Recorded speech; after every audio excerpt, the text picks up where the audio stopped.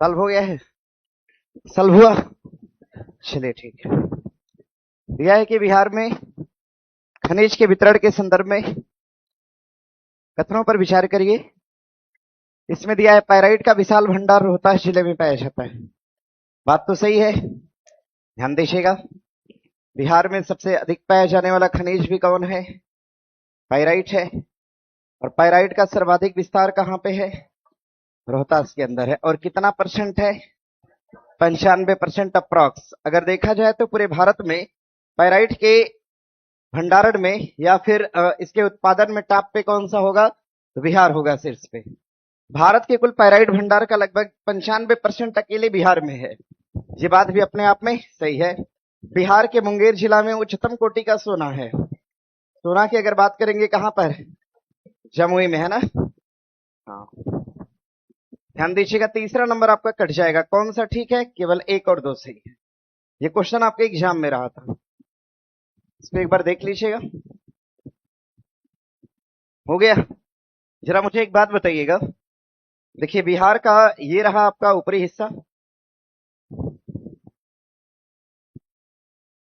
और अगर हम बात करेंगे ये रहा आपका नीचे का मतलब दक्षिणी हिस्सा। अगर हम खनिज संसाधन की बात करते हैं तो बिहार में सर्वाधिक खनिज उत्तरी भाग में या दक्षिणी भाग में? कौन से भाग में? दक्षिणी भाग में। ध्यान दीजिएगा, सर्वाधिक अगर हम खनिज की बात करते हैं तो बिहार में सर्वाधिक खनिज ये बिहार के कौन से हिस्से में होता है? दक्षिणी भाग में। और अगर यहां से भी अगर पूछ दे कि बिहार में सर्वाधिक खनिज बिहार के किस और भाग में होता है, तो ध्यान दीजिएगा, अब हम यहां से अगर कैटेगराइज करते हैं नॉर्थ साउथ, यहां पर हो जाएगा आपका ईस्ट, इधर की तरफ हो जाएगा वेस्ट। अगर हम यहां से भी अगर खनिजों की बात करें तो ध्यान दीजिएगा, वेस्ट और क्या होगा? साउथ। वेस्ट और क्या हो जाएगा? साउथ। ध्यान दीजिएगा, वेस्ट और साउथ, यानी अगर हम बात करते हैं तो पश्चिमी और दक्षिणी। बिहार का पश्चिमी और दक्षिणी ऐसा भाग है जहां पर खनिजों की मात्रा क्या होती है? ज्यादा होती है। अगर ऐसे पूछ दे तो आप बता लीजिएगा दक्षिणी बिहार, लेकिन अगर फिर भी इनमें कैटेगराइज कर दे तो आप क्या बताएंगे? पश्चिम और दक्षिणी। क्योंकि इस क्षेत्र में जो चट्टान पाई जाती है इसका नाम क्या है? विंध्यन। क्या नाम है? विंध्यन। इस श्रेणी की चट्टानों का नाम हम देते हैं विंध्यन चट्टान। तो कभी सवाल बने कि विंध्यन नामक चट्टान ये बिहार के किस भाग में पाई जाती है, तो आप क्या बताएंगे? पश्चिम और दक्षिण भाग में। एक सवाल देखिए और पूछेगा आपसे, एक प्रश्न और बनेगा, सवाल बनेगा। ऊपर की तरफ भी एक पहाड़ी है जिसको हम नाम देते हैं सोमेश्वर। क्या नाम देते हैं? सोमेश्वर। तो सवाल बनेगा कि सोमेश्वर की पहाड़ियां बिहार में कहां पाई जाती हैं? तो नॉर्थ और वेस्ट में। नॉर्थ वेस्ट का मतलब क्या हो जाएगा? उत्तर और पश्चिम में। उत्तर और पश्चिमी क्षेत्र में पाई जाती हैं सोमेश्वर पहाड़ियां। और सवाल पूछता है कि सोमेश्वर पहाड़ियां किसका हिस्सा हो जाएंगी? तो ये हिस्सा किसका है? शिवालिक का भाग। किसका भाग है? क्या हिमालय का कोई विस्तार बिहार में पाया जाता है क्या? हाँ। और कौन सी पहाड़ी है? सोमेश्वर पहाड़ी। इतना बना लेंगे। ध्यान दीजिए, ये रहा आपका बिहार। और इसी तरह से झारखंड से भी प्रश्न बना था। ये फिलहाल इतना देख लीजिएगा। बिहार का जो ऊपरी हिस्सा आप देख पाते हैं, ऊपरी भाग, ये पूरा ऊपरी भाग जो ये कौन सा भाग है? ये तराई का हिस्सा है। कैसा हिस्सा है? तराई। तो सवाल बनेगा कि तराई का भाग बिहार में उत्तर में है या दक्षिण में है? कहां पर है? उत्तर में है। ध्यान दीजिएगा, उत्तरी बिहार का जो भाग है ये ऊपर वाला हिस्सा, इसको हम तराई का भाग कहते हैं। तराई वाला भाग, तराई वाला भाग। अच्छा ये बताइए कि बिहार में दलदली भूमि कहां पाई जाती है? उत्तर में या दक्षिण में? दक्षिण में। कहां पर? उत्तर में। बिहार का जो तराई वाला भाग आप देख रहे हैं, इसी तराई वाले भाग में भूमि कौन सी है? तो दलदली भूमि है। तो सवाल बनेगा कि बिहार में दलदली भूमि का विस्तार कहां पे है? तो तराई वाले क्षेत्र में। कहां पर? तराई वाले। और सवाल बनेगा कि बिहार में पठार का हिस्सा कहां पे है? पठार। तो आपने पढ़ा है ना गया का पठार, ठीक है, सब पढ़ा है ना आपने। ध्यान दीजिएगा, बिहार में अगर पठारी भाग पूछेगा, पठारी भाग, तो पठारी भाग कहां पे हो जाएगा? कुछ इस वाले भाग में हो जाएगा, यहां वाले भाग में, कुछ यहां वाले भाग में होगा। इसको आप बोल सकते हैं ये देखिए बिहार का दक्षिणी भाग, ये भाग कैसा है? तो ये पठारी भाग है। ये भाग अपने आप में पठारी भाग है, इसको ध्यान दीजिए। देखिए ये तो रहा आपका बिहार का स्ट्रक्चर। और इसी बिहार से अलग हुआ था झारखंड, जहां से एग्जाम में आपके सवाल बने थे। अगर हम झारखंड की बात करेंगे, झारखंड, तो ध्यान दीजिएगा, झारखंड का एक बड़ा सा भाग जो कि छोटा नागपुर के अंतर्गत आता है। किसके अंतर्गत आएगा? छोटा नागपुर पठार के अंतर्गत आएगा। तो एक तरह से हम देख पाएंगे तो झारखंड का एक मेजर पार्ट, झारखंड का एक मेजर पार्ट किस पठार के अंतर्गत है? छोटा नागपुर पठार। अब इस छोटा नागपुर पठार से एक नदी निकलती है और इसी नागपुर पठार को दो भाग में काटती है। नदी का नाम क्या होगा? इसी से नदी निकलेगी और इसी को दो भाग में क्या करेगी? काट देगी। नदी का नाम क्या हो जाएगा? दामोदर। कौन सी नदी है? दामोदर। तो कभी सवाल बनता है कि छोटा नागपुर पठार को दो भागों में काटने वाली नदी का नाम क्या होगा? दामोदर। नदी कौन सी है? दामोदर। जब पठार को दो भाग में काटती है तो ऊपर का पठार क्या कहलाता है? रांची या हजारीबाग? ऊपर का पठार क्या कहलाएगा? हजारीबाग। तो कंफर्म बोलिए, ऊपर का हिस्सा क्या है और नीचे का पठार क्या है? रांची का पठार। कौन सा पठार? रांची। अब देखिए यहां से एक सवाल बना, सवाल ये बना कि राजमहल की पहाड़ियां छोटा नागपुर पठार के किस हिस्से में पाई जाती हैं? पूर्वी हिस्से में या पश्चिमी हिस्से में? कौन सा? पूर्वी हिस्से में। अच्छा देखिए यहां पर कुछ पहाड़ियां हैं, यहां पर कुछ पहाड़ियों का भाग है जिनको आप नाम क्या देते हैं? राजमहल की पहाड़ियां। क्या कहते हैं? राजमहल। तो कभी सवाल बने कि राजमहल की पहाड़ियां छोटा नागपुर पठार के किस भाग में पाई जाती हैं, तो कौन सा भाग है? एक तो पूर्वी भाग है, अगर पूर्वी भाग ना दिया हो तो कौन सा हिस्सा है? उत्तर और पूर्वी। कौन सा भाग है? उत्तर और पूर्वी। देखिए यहां से क्वेश्चन बना हुआ था एग्जाम में, राजमहल पहाड़ी बना था ना क्वेश्चन, ध्यान दीजिएगा। अब सवाल यहीं से बनता है कि सिंहभूमि जिला कहां है? इस वाले भाग में। देखिए ये जो भाग आप देख पा रहे हैं यहां पर एक जिला है, इसको हम क्या बोलते हैं? सिंहभूमि। क्या नाम देते हैं? सिंहभूमि का नाम देते हैं। तो कभी सवाल बने कि सिंहभूमि जिला छोटा नागपुर पठार के किस भाग में है, तो ईस्ट और साउथ यानी दक्षिण और किस भाग में है? पूर्वी भाग में है। एक बार देखिए प्रश्न बनता है इन जगहों से। यहां बिहार से भी क्वेश्चन बना है और झारखंड से भी प्रश्न बना है छोटा नागपुर पठार से। सर कैमूर की पहाड़ी भी तो दक्षिण में पाई जाती है। हाँ बोलना भूल गए होंगे, लिख देते हैं यहाँ कैमूर पहाड़ी। और कैमूर पहाड़ी किसका हिस्सा है? तो विंध्य श्रेणी का हिस्सा है। ये भी कहाँ है? तो वेस्ट और साउथ में है। हाँ अरे वही साउथ और वेस्ट। एक बार देख लीजिएगा। देखिए दलदली भूमि, तराई का हिस्सा, ये सब कहाँ है? ऊपर की तरफ। और नीचे की तरफ क्या है? केवल पठार। क्या है? पठार। अच्छा बताइए अंग का मैदान ऊपर या नीचे? मतलब उत्तर या दक्षिण? अंग का मैदान कहाँ? मगध का मैदान। मगध का मैदान। टाल का क्षेत्र कहाँ है? उत्तर या दक्षिण? तो कभी आपसे सवाल बने कि टाल का मैदान जो है, टाल का जो क्षेत्र है, टाल का मैदान आप इसको कहते हैं जो बाढ़ प्रभावित इलाका है। गंगा नदी इसको बाढ़ से, ध्यान दीजिएगा, बरसात के दिनों में ढक देती है, इसको हम टाल कहते हैं। टाल का हिस्सा कहां पे है? दक्षिण में। और दूसरा अगर पूछेगा आपसे मगध का मैदान, कौन सा मैदान है? मगध का मैदान। सबसे देखिए ऊपर टाल है, उसके बाद मगध का मैदान है, मगध के मैदान के नीचे तीसरे नंबर पे क्या होगा? अंग का मैदान। तो सवाल बनेगा कि अंग का मैदान बिहार के किस भाग में है? उत्तरी भाग या दक्षिणी भाग में? कौन से भाग में? दक्षिणी भाग में है। बना लेंगे ना? चलिए ठीक है। देखिए यहां से भी क्वेश्चन एग्जाम में बने हुए हैं। ये रहा कुछ भाग, और देखिए यहां से भी प्रश्न एग्जाम में बने हुए हैं। सिंहभूमि के बारे में पूछ चुका है। छोटा नागपुर पठार का कौन सा हिस्सा है? तो साउथ और ईस्ट वाला हिस्सा है। और राजमहल कौन सा हिस्सा है? तो नॉर्थ और ईस्ट वाला हिस्सा है। देख लिए। चलिए क्या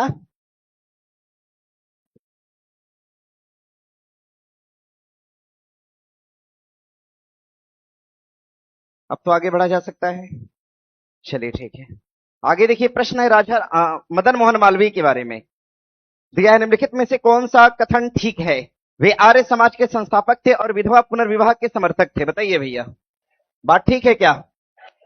भाई मदन मोहन मालवीय के बारे में पूछा है लेकिन दिया है आर्य समाज। आर्य समाज का मतलब क्या है? दयानंद सरस्वती। दयानंद सरस्वती ने आर्य समाज को बनाया था। कब बनाया था? 1875 में बनाया था। और इन्होंने एक नारा दिया था, नारा का नाम था वेदों की ओर लौटो। सवाल बनेगा वेदों की ओर लौटो का नारा कौन दिया था?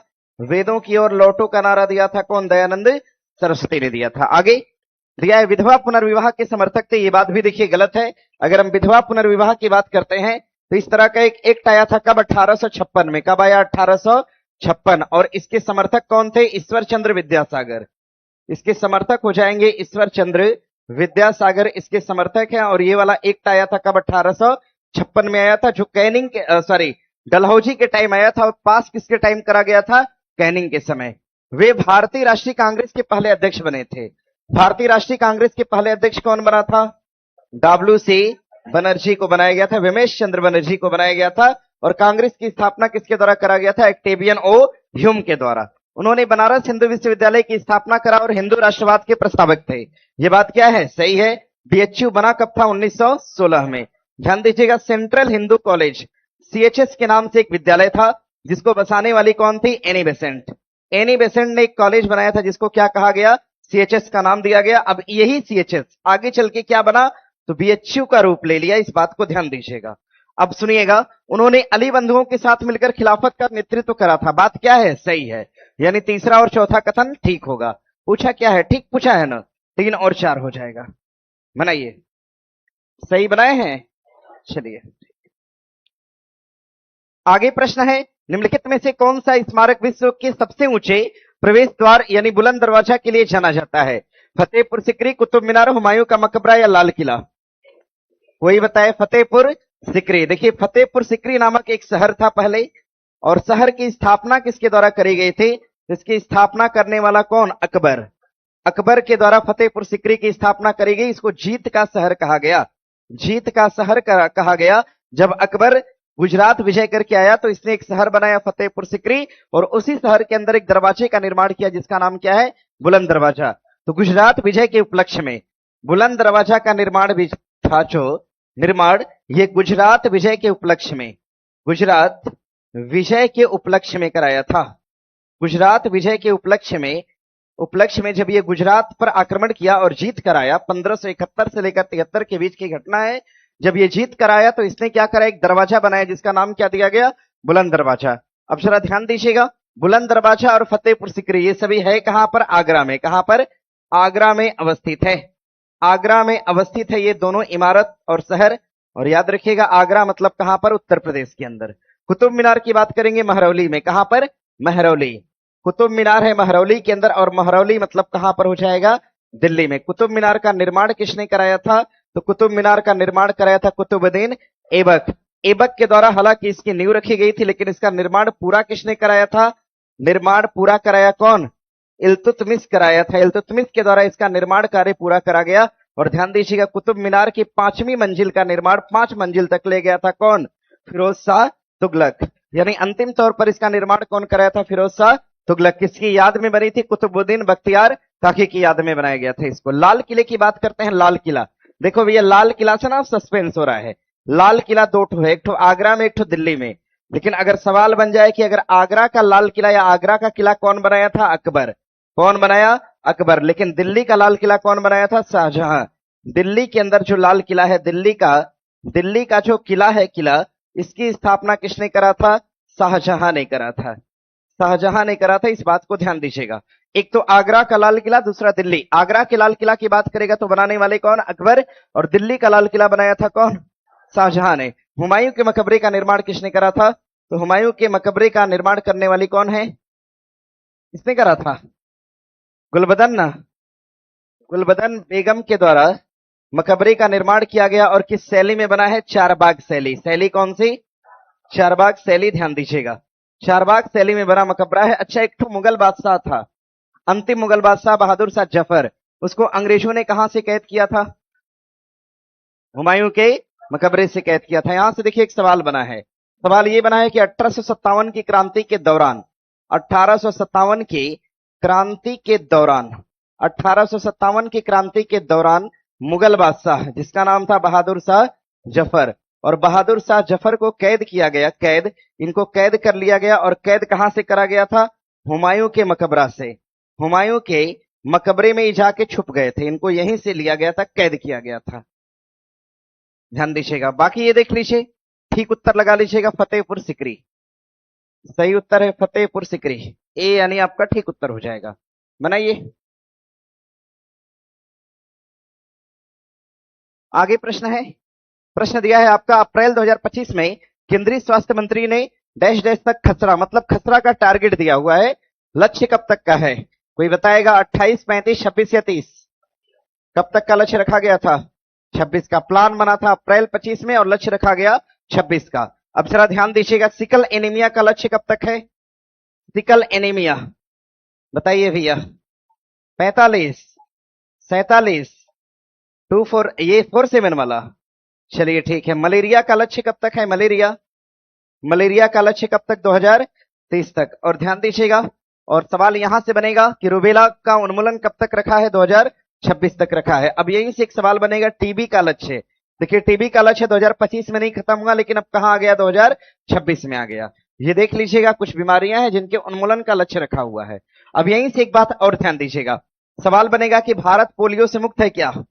पोलियो से कब मुक्त हुआ? सन 2014 में। ध्यान दीजिएगा, भारत पहली बार किस बीमारी से मुक्त हुआ था?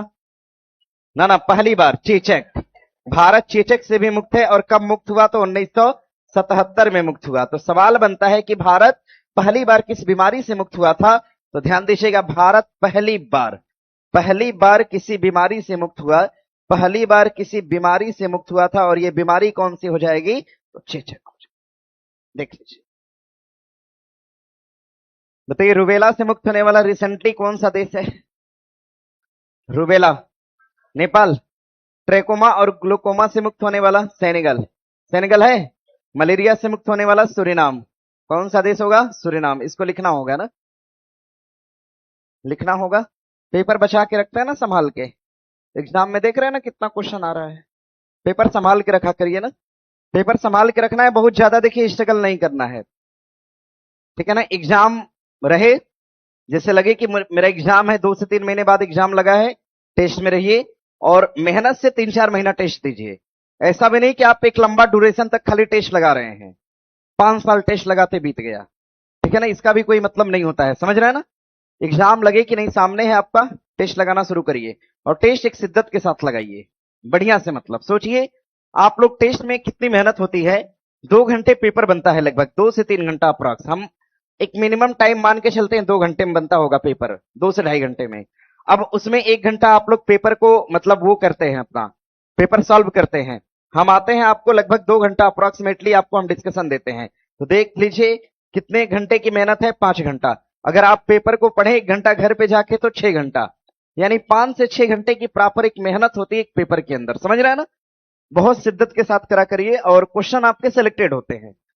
एग्जाम में देखिए सीधा क्वेश्चन है, बहुत सारा क्वेश्चन डायरेक्ट है, और पैटर्न तो वही है। सारा क्वेश्चन लगभग हम प्रयास ये करते हैं कि स्टेटमेंट हो, स्टेटमेंट ना हो तो क्वेश्चन कम से कम बढ़िया हो।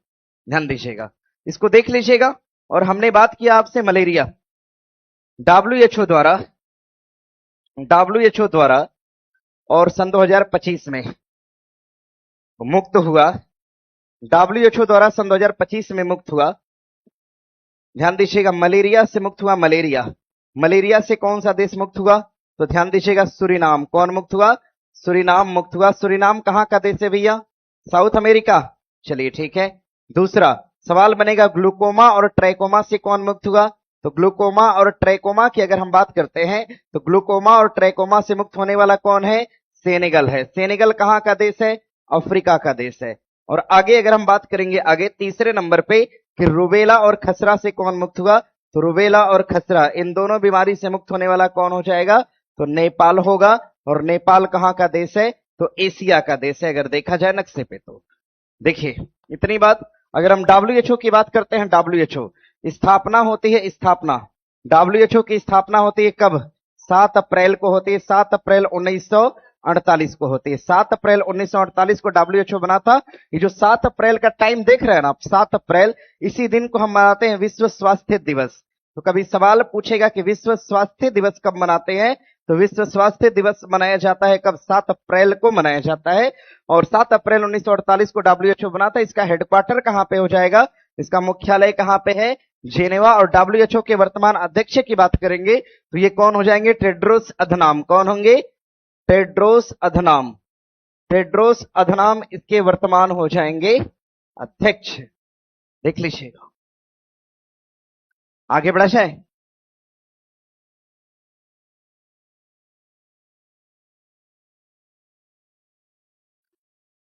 हो गया, चलिए बढ़ेंगे आगे। आगे प्रश्न है कि भूकंपी तरंगों को मापने के लिए निम्नलिखित में से किस उपकरण का प्रयोग किया जाता है? वर्षामापी, सिस्मोग्राफ, या थर्मामीटर, या बैरोमीटर? किसका प्रयोग करते हैं? सिस्मोग्राफ का प्रयोग करते हैं। और ध्यान दीजिएगा, सिस्मोग्राफ भूकंपी तरंगों को मापने का ही यंत्र है।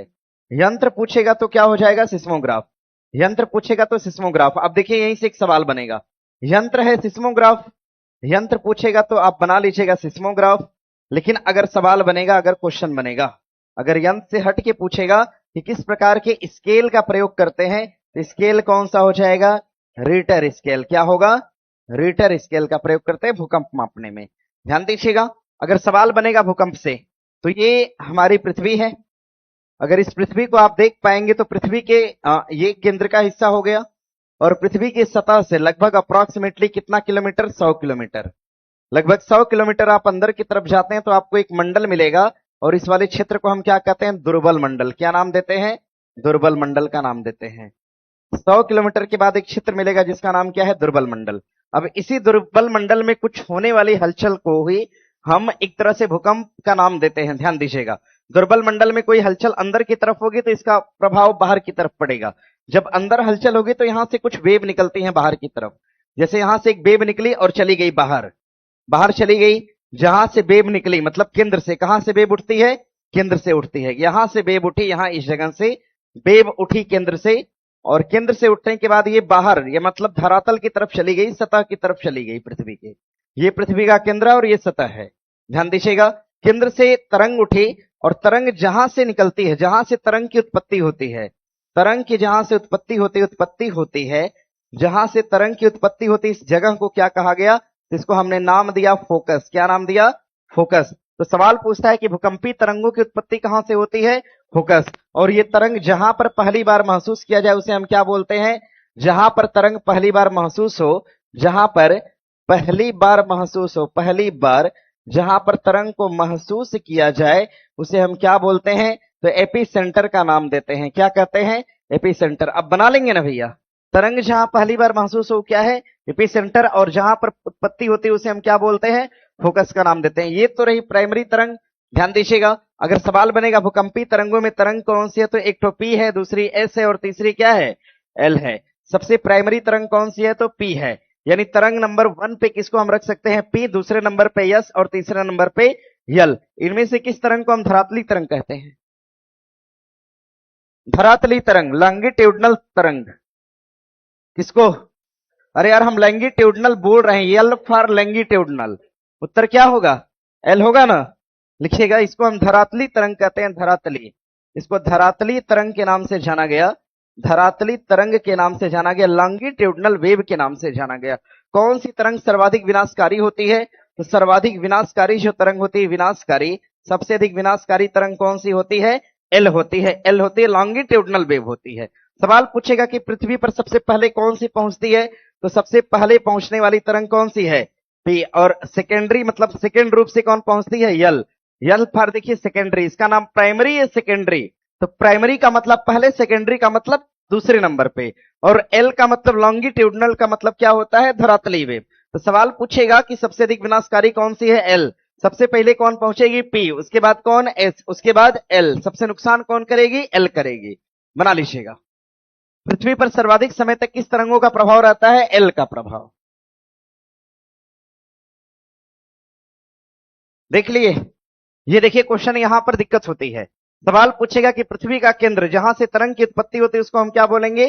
फोकस। और जहां पर पहली बार महसूस हो उसे हम क्या बोलेंगे? AP centre. क्या कहते हैं? एपी सेंटर का नाम देते हैं। आगे प्रश्न है दिया है, यहां से उत्तर हो गया है ना? हाँ, लगा लीजिएगा। आगे इसमें देखिए 2-3 नाम और दिया है। एक तो वर्षा मापी, इसको हम रेन गेज कहते हैं। क्या बोलते हैं? रेन गेज का नाम देते हैं। वर्षा मापी को हम रेन गेज कहते हैं, रेन गेज। वर्षा मापी को हम रेन गेज का नाम देते हैं। भारत में औसतन वर्षा, भारत में औसत वर्षा, भारत में अगर औसत वर्षा की बात करी जाए, औसत वर्षा, तो औसत वर्षा की मात्रा कितना होता है? 100 से 110, 100 से 110 होता है सेंटीमीटर के अप्रोक्सीमेटली औसत वर्षा। अन्यथा ध्यान दीजिएगा, जहां पर मानसून ज्यादा होता है, यानी ऐसा क्षेत्र जो सदाबहार के अंतर्गत आता है, वहां पर वर्षा की मात्रा 220 से 250 सेंटीमीटर तक भी होती है। लेकिन भारत में कुछ मरुस्थली भाग है जहां की वर्षा 60 से क्या है? 65 है। तो अगर ओवरऑल निकाला जाए तो औसतन वर्षा की मात्रा कितना है? 100 से 110 सेंटीमीटर है। दिया है आपका थर्मामीटर। थर्मामीटर क्या मापेगा? क्या मापता है? तापमान मापेगा। और तापमान किसका मापता है? शरीर का। ध्यान दीजिएगा, शरीर के तापमान के लिए मीटर प्रयोग किया जाता है, थर्मामीटर। और थर्मामीटर की खोज करने वाले कौन है? थर्मामीटर को खोजा था कौन? फारेनहाइट ने। कौन खोजा? फारेनहाइट। थर्मामीटर की खोज करने वाले कौन?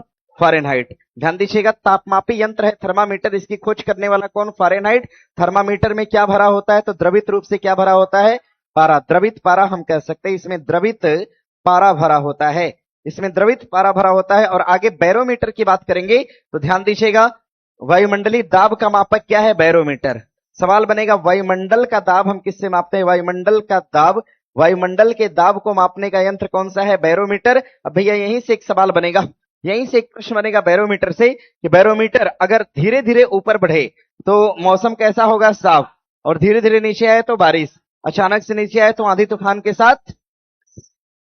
आगे है प्रश्न है, दही किस जीवाणु और सूक्ष्मजीवी क्रिया से बनता है? अच्छा, तो जब भी मिल्क की बात आए, जब भी आपसे मिल्क की बात आए तो आप किस शब्द का प्रयोग करेंगे? लैक्टो। किसका प्रयोग करेंगे? लैक्टो। अब मिल्क से बनने वाला हर उत्पाद में क्या प्रयोग करेंगे आप? लैक्टो। तो उत्तर क्या हो जाएगा? लैक्टोबैसिलस। अच्छा, ये क्या है? जीवाणु है या विषाणु है? क्या है ये? जीवाणु है। सवाल बना है एग्जाम में कि लैक्टोबैसिलस एक प्रकार का क्या है? तो जीवाणु है। एक प्रकार का जीवाणु है जो मिल्क को कन्वर्ट करता है कर्ड में। ध्यान दीजिएगा, मिल्क टू कन्वर्ट होता है कर्ड में। दूध जो है ये किस में बदलता है? तो दही में। मिल्क को कर्ड में बदलने के लिए कौन सा जीवाणु है? लैक्टोबैसिलस है। आगे माइक्रोबैक्टीरियम स्पाइक की बात करते हैं तो भैया माइक्रोबैक्टीरियम जो है, जो माइक्रोबैक्टीरिया है, जो माइक्रोबैक्टीरिया है, माइक्रोबैक्टीरिया ये कौन सी बीमारी का वाहक होता है? तो माइक्रोबैक्टीरिया के कारण, इसके कारण एक बीमारी होती है जिसको हम बोलते हैं ट्यूबरकुलोसिस, यानी क्या बोलेंगे? टीबी। तो सवाल पूछेगा कि यक्षमा, यक्षमा किसके कारण होता है? किसके संक्रमण से? तो माइक्रोबैक्टीरियम। जो सूक्ष्म जीव वाले बैक्टीरिया होते हैं उनके कारण यक्षमा या टीबी होता है। अच्छा, टीबी को हम यक्षमा बोल सकते हैं? तपेदिक, हाँ बोल सकते हैं ना? ध्यान दीजिए, या तो तपेदिक पूछे या यक्षमा पूछे या टीबी पूछे, इसका वाहक कौन होता है? वेक्टर कौन सा? माइक्रोबैक्टीरियम। अच्छा, माइक्रोबैक्टीरिया कहां होते हैं? हवा में होते हैं या न? हाँ या ना? होते हैं। यानी हम ऐसा कह सकते हैं कि टीबी का संक्रमण हवा से भी फैलता है, बोल सकते हैं। ध्यान दीजिएगा, टीबी का संक्रमण किससे फैलता है? हवा से। जो टीबी का संक्रमण है, संक्रमण, संक्रमण ये किस माध्यम से फैलेगा? तो हवा से। जैसे देता है कि टाइफाइड दूषित पानी से होता है, उसी तरह पूछ दिया कि टीबी नामक बीमारी किससे है? हवा के संक्रमण से। और इसमें बैक्टीरिया जिम्मेदार है कि वायरस जिम्मेदार है? बैक्टीरिया। क्या जिम्मेदार है? बैक्टीरिया। देखिए साल्मोनेला दिया है, ध्यान दीजिएगा, साल्मोनेला का संबंध किससे हो जाएगा? साल्मोनेला, साल्मोनेला का संबंध किससे होगा? टाइफाइड से। किससे होगा? टाइफाइड से। साल्मोनेला का संबंध हो जाएगा टाइफाइड से। साल्मोनेला भी एक प्रकार का क्या है? जीवाणु है। यानी हम कह सकते हैं कि टाइफाइड नामक बीमारी किससे होती है? क्लियर है? बताइए, डेंगू किससे होता है? जीवाणु या विषाणु? क्या? प्रोटोजोआ। अच्छा, मलेरिया किससे होता है? किससे? प्रोटोजोआ। डेंगू भी प्रोटोजोआ? नहीं सर। तो क्या होगा? वायरस। बहुत बढ़िया। चिकनगुनिया और डेंगू किससे होता है? वायरस। मलेरिया किससे? प्रोटोजोआ। मलेरिया किससे? टाइफाइड किससे? जीवाणु। ध्यान दीजिएगा, आगे प्रश्न है, दिया है निम्नलिखित में से किस दृष्टि दोष को बेलनाकार लेंस के उपयोग से ठीक करते हैं? जरा, अबिंदुकता, दूर या निकट? क्या होगा? जरा होगा। क्या होगा? अबिंदुकता होता है। ठीक है, जब ध्यान हम केंद्रित न कर पाए, जिसको ये बीमारी है ना, उसको कोई इमारत ऐसे खड़ा नहीं दिखेगी, ऐसा लगेगा उसके ऊपर गिर रही है। तो अगर किसी को अबिंदुकता है, अबिंदुकता में देखिए होता क्या है, लेंस देख रहे हैं, आंख देख रहे हैं, गोल है, अंदर भी है। जैसा आप बाहर ऐसे देख पा रहे हैं ना, सेम ही अंदर भी है, अंदर की तरफ भी गोल है। बस ये आगे की तरफ काले रंग की ये पुतली आप देख पाते हैं, समझ रहे हैं ना? बाकी आंख का गोल हिस्सा ये अंदर की तरफ भी है, काफी अंदर तक है। हम लोग आंख का थोड़ा सा ही भाग देख पाते हैं, एक तरह से कहिए तो 1/3 देखते हैं, बाकी एक बड़ा भाग अंदर की तरफ होता है। ठीक है ना? कंकाल देखे ना, कंकाल देखेंगे, आंख वाला खूब गहरा होता है अंदर तक। तो गोल हिस्सा होता है और इसके अंदर भरा होता है विक्ट्रियस ह्यूमरस, जिसको हम कचाव द्रव क्या बोलते हैं? कभी आंख के अंदर का अगर पानी सूख जाए, कचाव द्रव सूख जाए, तो आंख का जो गोलाकार हिस्सा होता है ना, पचक जाता है। समझ रहे हैं ना? जब पचक जाएगा तो जहां पर फिगर बनना चाहिए वहां पर नहीं बनेगा। तो जब फिगर उस स्थान पर केंद्रित नहीं होगा तो कोई भी इमारत या कोई पिलर कैसा दिखाई देगा? टेढ़ा। तो ध्यान दीजिएगा, नेत्र का गोलक जब पचक जाए तो कौन सी बीमारी का रूप लेता है? अबिंदुकता। ध्यान दीजिएगा, और सवाल पूछेगा कि इसको ठीक करने के लिए कौन सा लेंस होता है? सिलेंडरी लेंस। कौन सा? बेलनाकार या सिलेंडरी। अबिंदुकता का कारण क्या है? कारण, इसका मेन कारण है नेत्र गोलक का पचक जाना। लिखिएगा, नेत्र गोलक का, नेत्र, नेत्र गोलक का पचक जाना, नेत्र गोलक का पचक जाना। नेत्र का गोलक, आंख का गोलक अगर पचक जाए तो कौन सी बीमारी लाएगा? अबिंदुकता। और भैया अबिंदुकता को ठीक करने के लिए लेंस कौन सा होता है? सिलिंडरी लेंस। कौन सा लेंस है? सिलिंडरी लेंस। और कैसे पता करेंगे कि अबिंदुकता है? तो ध्यान दीजिएगा, लिखिएगा, कोई भी चित्र केंद्रित नहीं होता, चित्र केंद्रित नहीं होता। अगर कोई फिगर आंख पर केंद्रित नहीं है तो हमें तिरछा दिखाई देगा। जैसे किसी खड़ी इमारत को हम देख रहे हैं तो हमें तिरछा दिखाई देगा। तिरछा दिखने के पीछे का कारण क्या है कि कौन सी बीमारी है? अबिंदुकता है। हो जाएगा? सुनिए अब, देखिए इसमें एक दोष दिया है जरा दूरदर्शिता, एक दिया है दूर और दूसरा दिया है निकट। अब समझिएगा दूर निकट का फंडा क्या होता है। दूर दृष्टि दोष में कौन सी बीमारी है? हाइपरमेट्रोपिया। और निकट में कौन सी है? मायोपिया। बना लेंगे इसको। जरा दृष्टि दोष में क्या है? प्रेस बायोपिया। क्या है? प्रेस बायोपिया है। और अबिंदुकता में क्या है? एस्टिग्मेटिज्म। क्या है? एस्टिमेटिज्म है। ध्यान दीजिएगा, दूर दृष्टि दोष, दूर और निकट का फंडा ये होता है कि जो दोष है वही दिखेगा, जो दोष है वही दिखेगा। तो हमने कहा कि दूर में दूर की वस्तु दिखती है, क्या सही है? क्या निकट का दिखेगा? निकट का, लेकिन दूर का जो दोष है वही दिखता है, जो दोष है वही दिखता है। तो दूर में कौन सी वस्तु दिखेगी? निकट की दिखेगी। निकट में भी सेम वही कंसेप्ट है। क्या निकट की वस्तु दिखेगी? क्या जो दोष है वो दिखेगा। क्या दूर की वस्तु दिखेगी? क्या नहीं दिखेगी। ये समझे ना? हाँ, निकट और दूर का नियम क्या होता है? जो दोष होता है वही दिखता है, जो दोष होता है वही दिखता है। निकट में हमने बताया था आपसे बीमारी कौन सी है? मायोपिया। और दूर में बीमारी कौन सी है? हाइपरमेट्रोपिया। अब इनको ठीक करने के लिए अगर हम देख पाए तो निकट में हम लेंस कौन सा लगाते हैं? अवतल। किसका प्रयोग करेंगे? और दूर में कौन सा लेंस होता है? उत्तल लेंस। कौन सा लेंस है? उत्तल है। कोई दिक्कत तो नहीं है इसमें? ध्यान दीजिए, अब एक बच गया जरा दूरदृष्टिता, जरा दूर दृष्टि दोष, जरा दूर दृष्टि दोष। देखो भैया इसमें क्या होता है? निकट का दिखेगा, हाँ या ना? क्या निकट की वस्तु दिखती है? क्या क्या दूर की वस्तु दिखती है? क्या हाँ दिखेगा? नहीं, ना निकट का दिखेगा ना ही दूर का। तो जब निकट का नहीं दिखेगा ना दूर का दिखेगा तो निकट को ठीक करने के लिए हम क्या लगाएंगे? अवतल। क्या लगाएंगे? और दूर को ठीक करने के लिए क्या लगाएंगे? उत्तल। क्या लगाएंगे? उत्तल। तो ध्यान दीजिएगा, ऐसे चश्मे में अवतल और उत्तल दोनों का प्रयोग किया जाता है। और ये बीमारी किसमें होती है? बुजुर्गों में। किसमें? बुजुर्गों में। देखेंगे बुजुर्ग को अगर दूर देखना है तो चश्मा इसे उठाएगा, ऊपर करेगा, तब दिखता है। क्योंकि उत्तल लेंस कहां होता है? नीचे की तरफ होता है चश्मा। देखिए देखिए, चश्मा देख रहे हैं ना, ये ऊपर की तरफ अवतल होगा, नीचे क्या होगा? उत्तल होगा। तो जब उसको अवतल की आवश्यकता होती है तो चश्मा नाक पे चढ़ा लेगा। जैसे कॉपी चेक करना है, नाक पे लगा लेगा। भाई कॉपी चेक करते समय हमें कहां देखना है? पास। पास देखने के लिए हमें ऊपर वाला लेंस चाहिए, तो नाक पे रख लेगा ताकि ऊपर वाले से दिखे। जब दूर देखना है तो इसे उठाएगा, ऐसे करके देख लेगा। ऐसा होता है ना? स्कूल का देखिए टीचर, जो प्राइमरी स्कूल में पहले होते थे, चश्मा ऐसे नाक पे रखते थे कॉपी चेक करते समय, कारण था। अब ऐसा नहीं, हम लोग को लगता था कि काहे नाक पे रखा है, यहां लगाता क्यों नहीं है?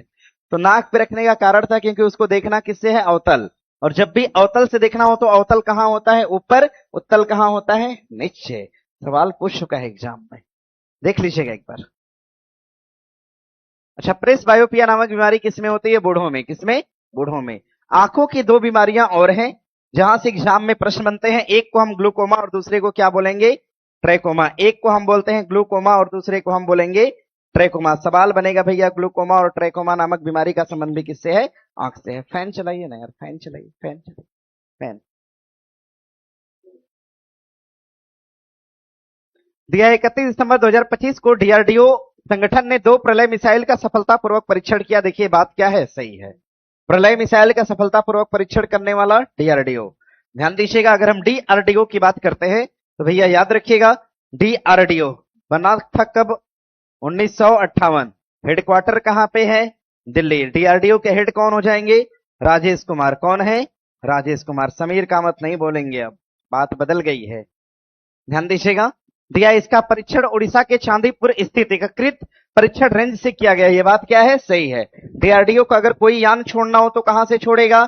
चांदीपुर से छोड़ेगा। मतलब अगर आप देख पाएंगे तो दोनों कथन अपने आप में सही है ना? ये हो जाएगा। नाम कुछ लिखते हैं ना, बताइएगा। नाम लिख रहे हैं, देखिए एक नाम हमने लिखा अग्नि मिसाइल, एक नाम हमने लिखा अग्नि 5, एक नाम हमने लिखा अग्नि 3, अग्नि 3, एक नाम हमने लिखा गौरव बम, एक बम बना था जिसका नाम था गौरव। एक नाम हमने लिखा रक्षिता बाइक, रक्षिता एक प्रकार की एम्बुलेंस बाइक है। और एक नाम हमने लिखा इसमें, एक नाम हमने लिखा रुद्रम मिसाइल, रुद्रम एक प्रकार की क्या है तो मिसाइल है। अब मुझे ये बताइए कि इन सभी का निर्माण करने वाला कौन है? निर्माण कौन किया? डीआरडीओ। अच्छा, रक्षा मंत्रालय का एक निर्माण विंग कौन सा होगा? डीआरडीओ। कौन होगा? याद करिए, पेपर जो पेपर वायरल हुआ था उसमें एक क्वेश्चन था कि रक्षा मंत्रालय की एक निर्माण इकाई का नाम क्या है? डीआरडीओ। तो सवाल कभी बनेगा कि रक्षा मंत्रालय की निर्माण इकाई कौन सी है, तो ध्यान दीजिएगा, रक्षा मंत्रालय की निर्माण इकाई, रक्षा मंत्रालय की एक निर्माण इकाई का नाम क्या होगा? तो डीआरडीओ होगा, याद रखिएगा। आगे प्रश्न है कि निम्नलिखित कथनों पर विचार करिए। राष्ट्रीय स्टार्टअप दिवस की 10वीं वर्षगांठ मनाई गई 16 जनवरी 2025 को, और 16 जनवरी 2016 को ये स्टार्टअप महत्वाकांक्षी योजना मनाने की शुरुआत की गई। ये बात अपने आप में क्या है? सही है। सवाल कभी पूछेगा स्टार्टअप इंडिया की शुरुआत कब होती है? वर्ष 2016 में होती है। मतलब दोनों कथन अपने आप में सही होगा। बनाइए।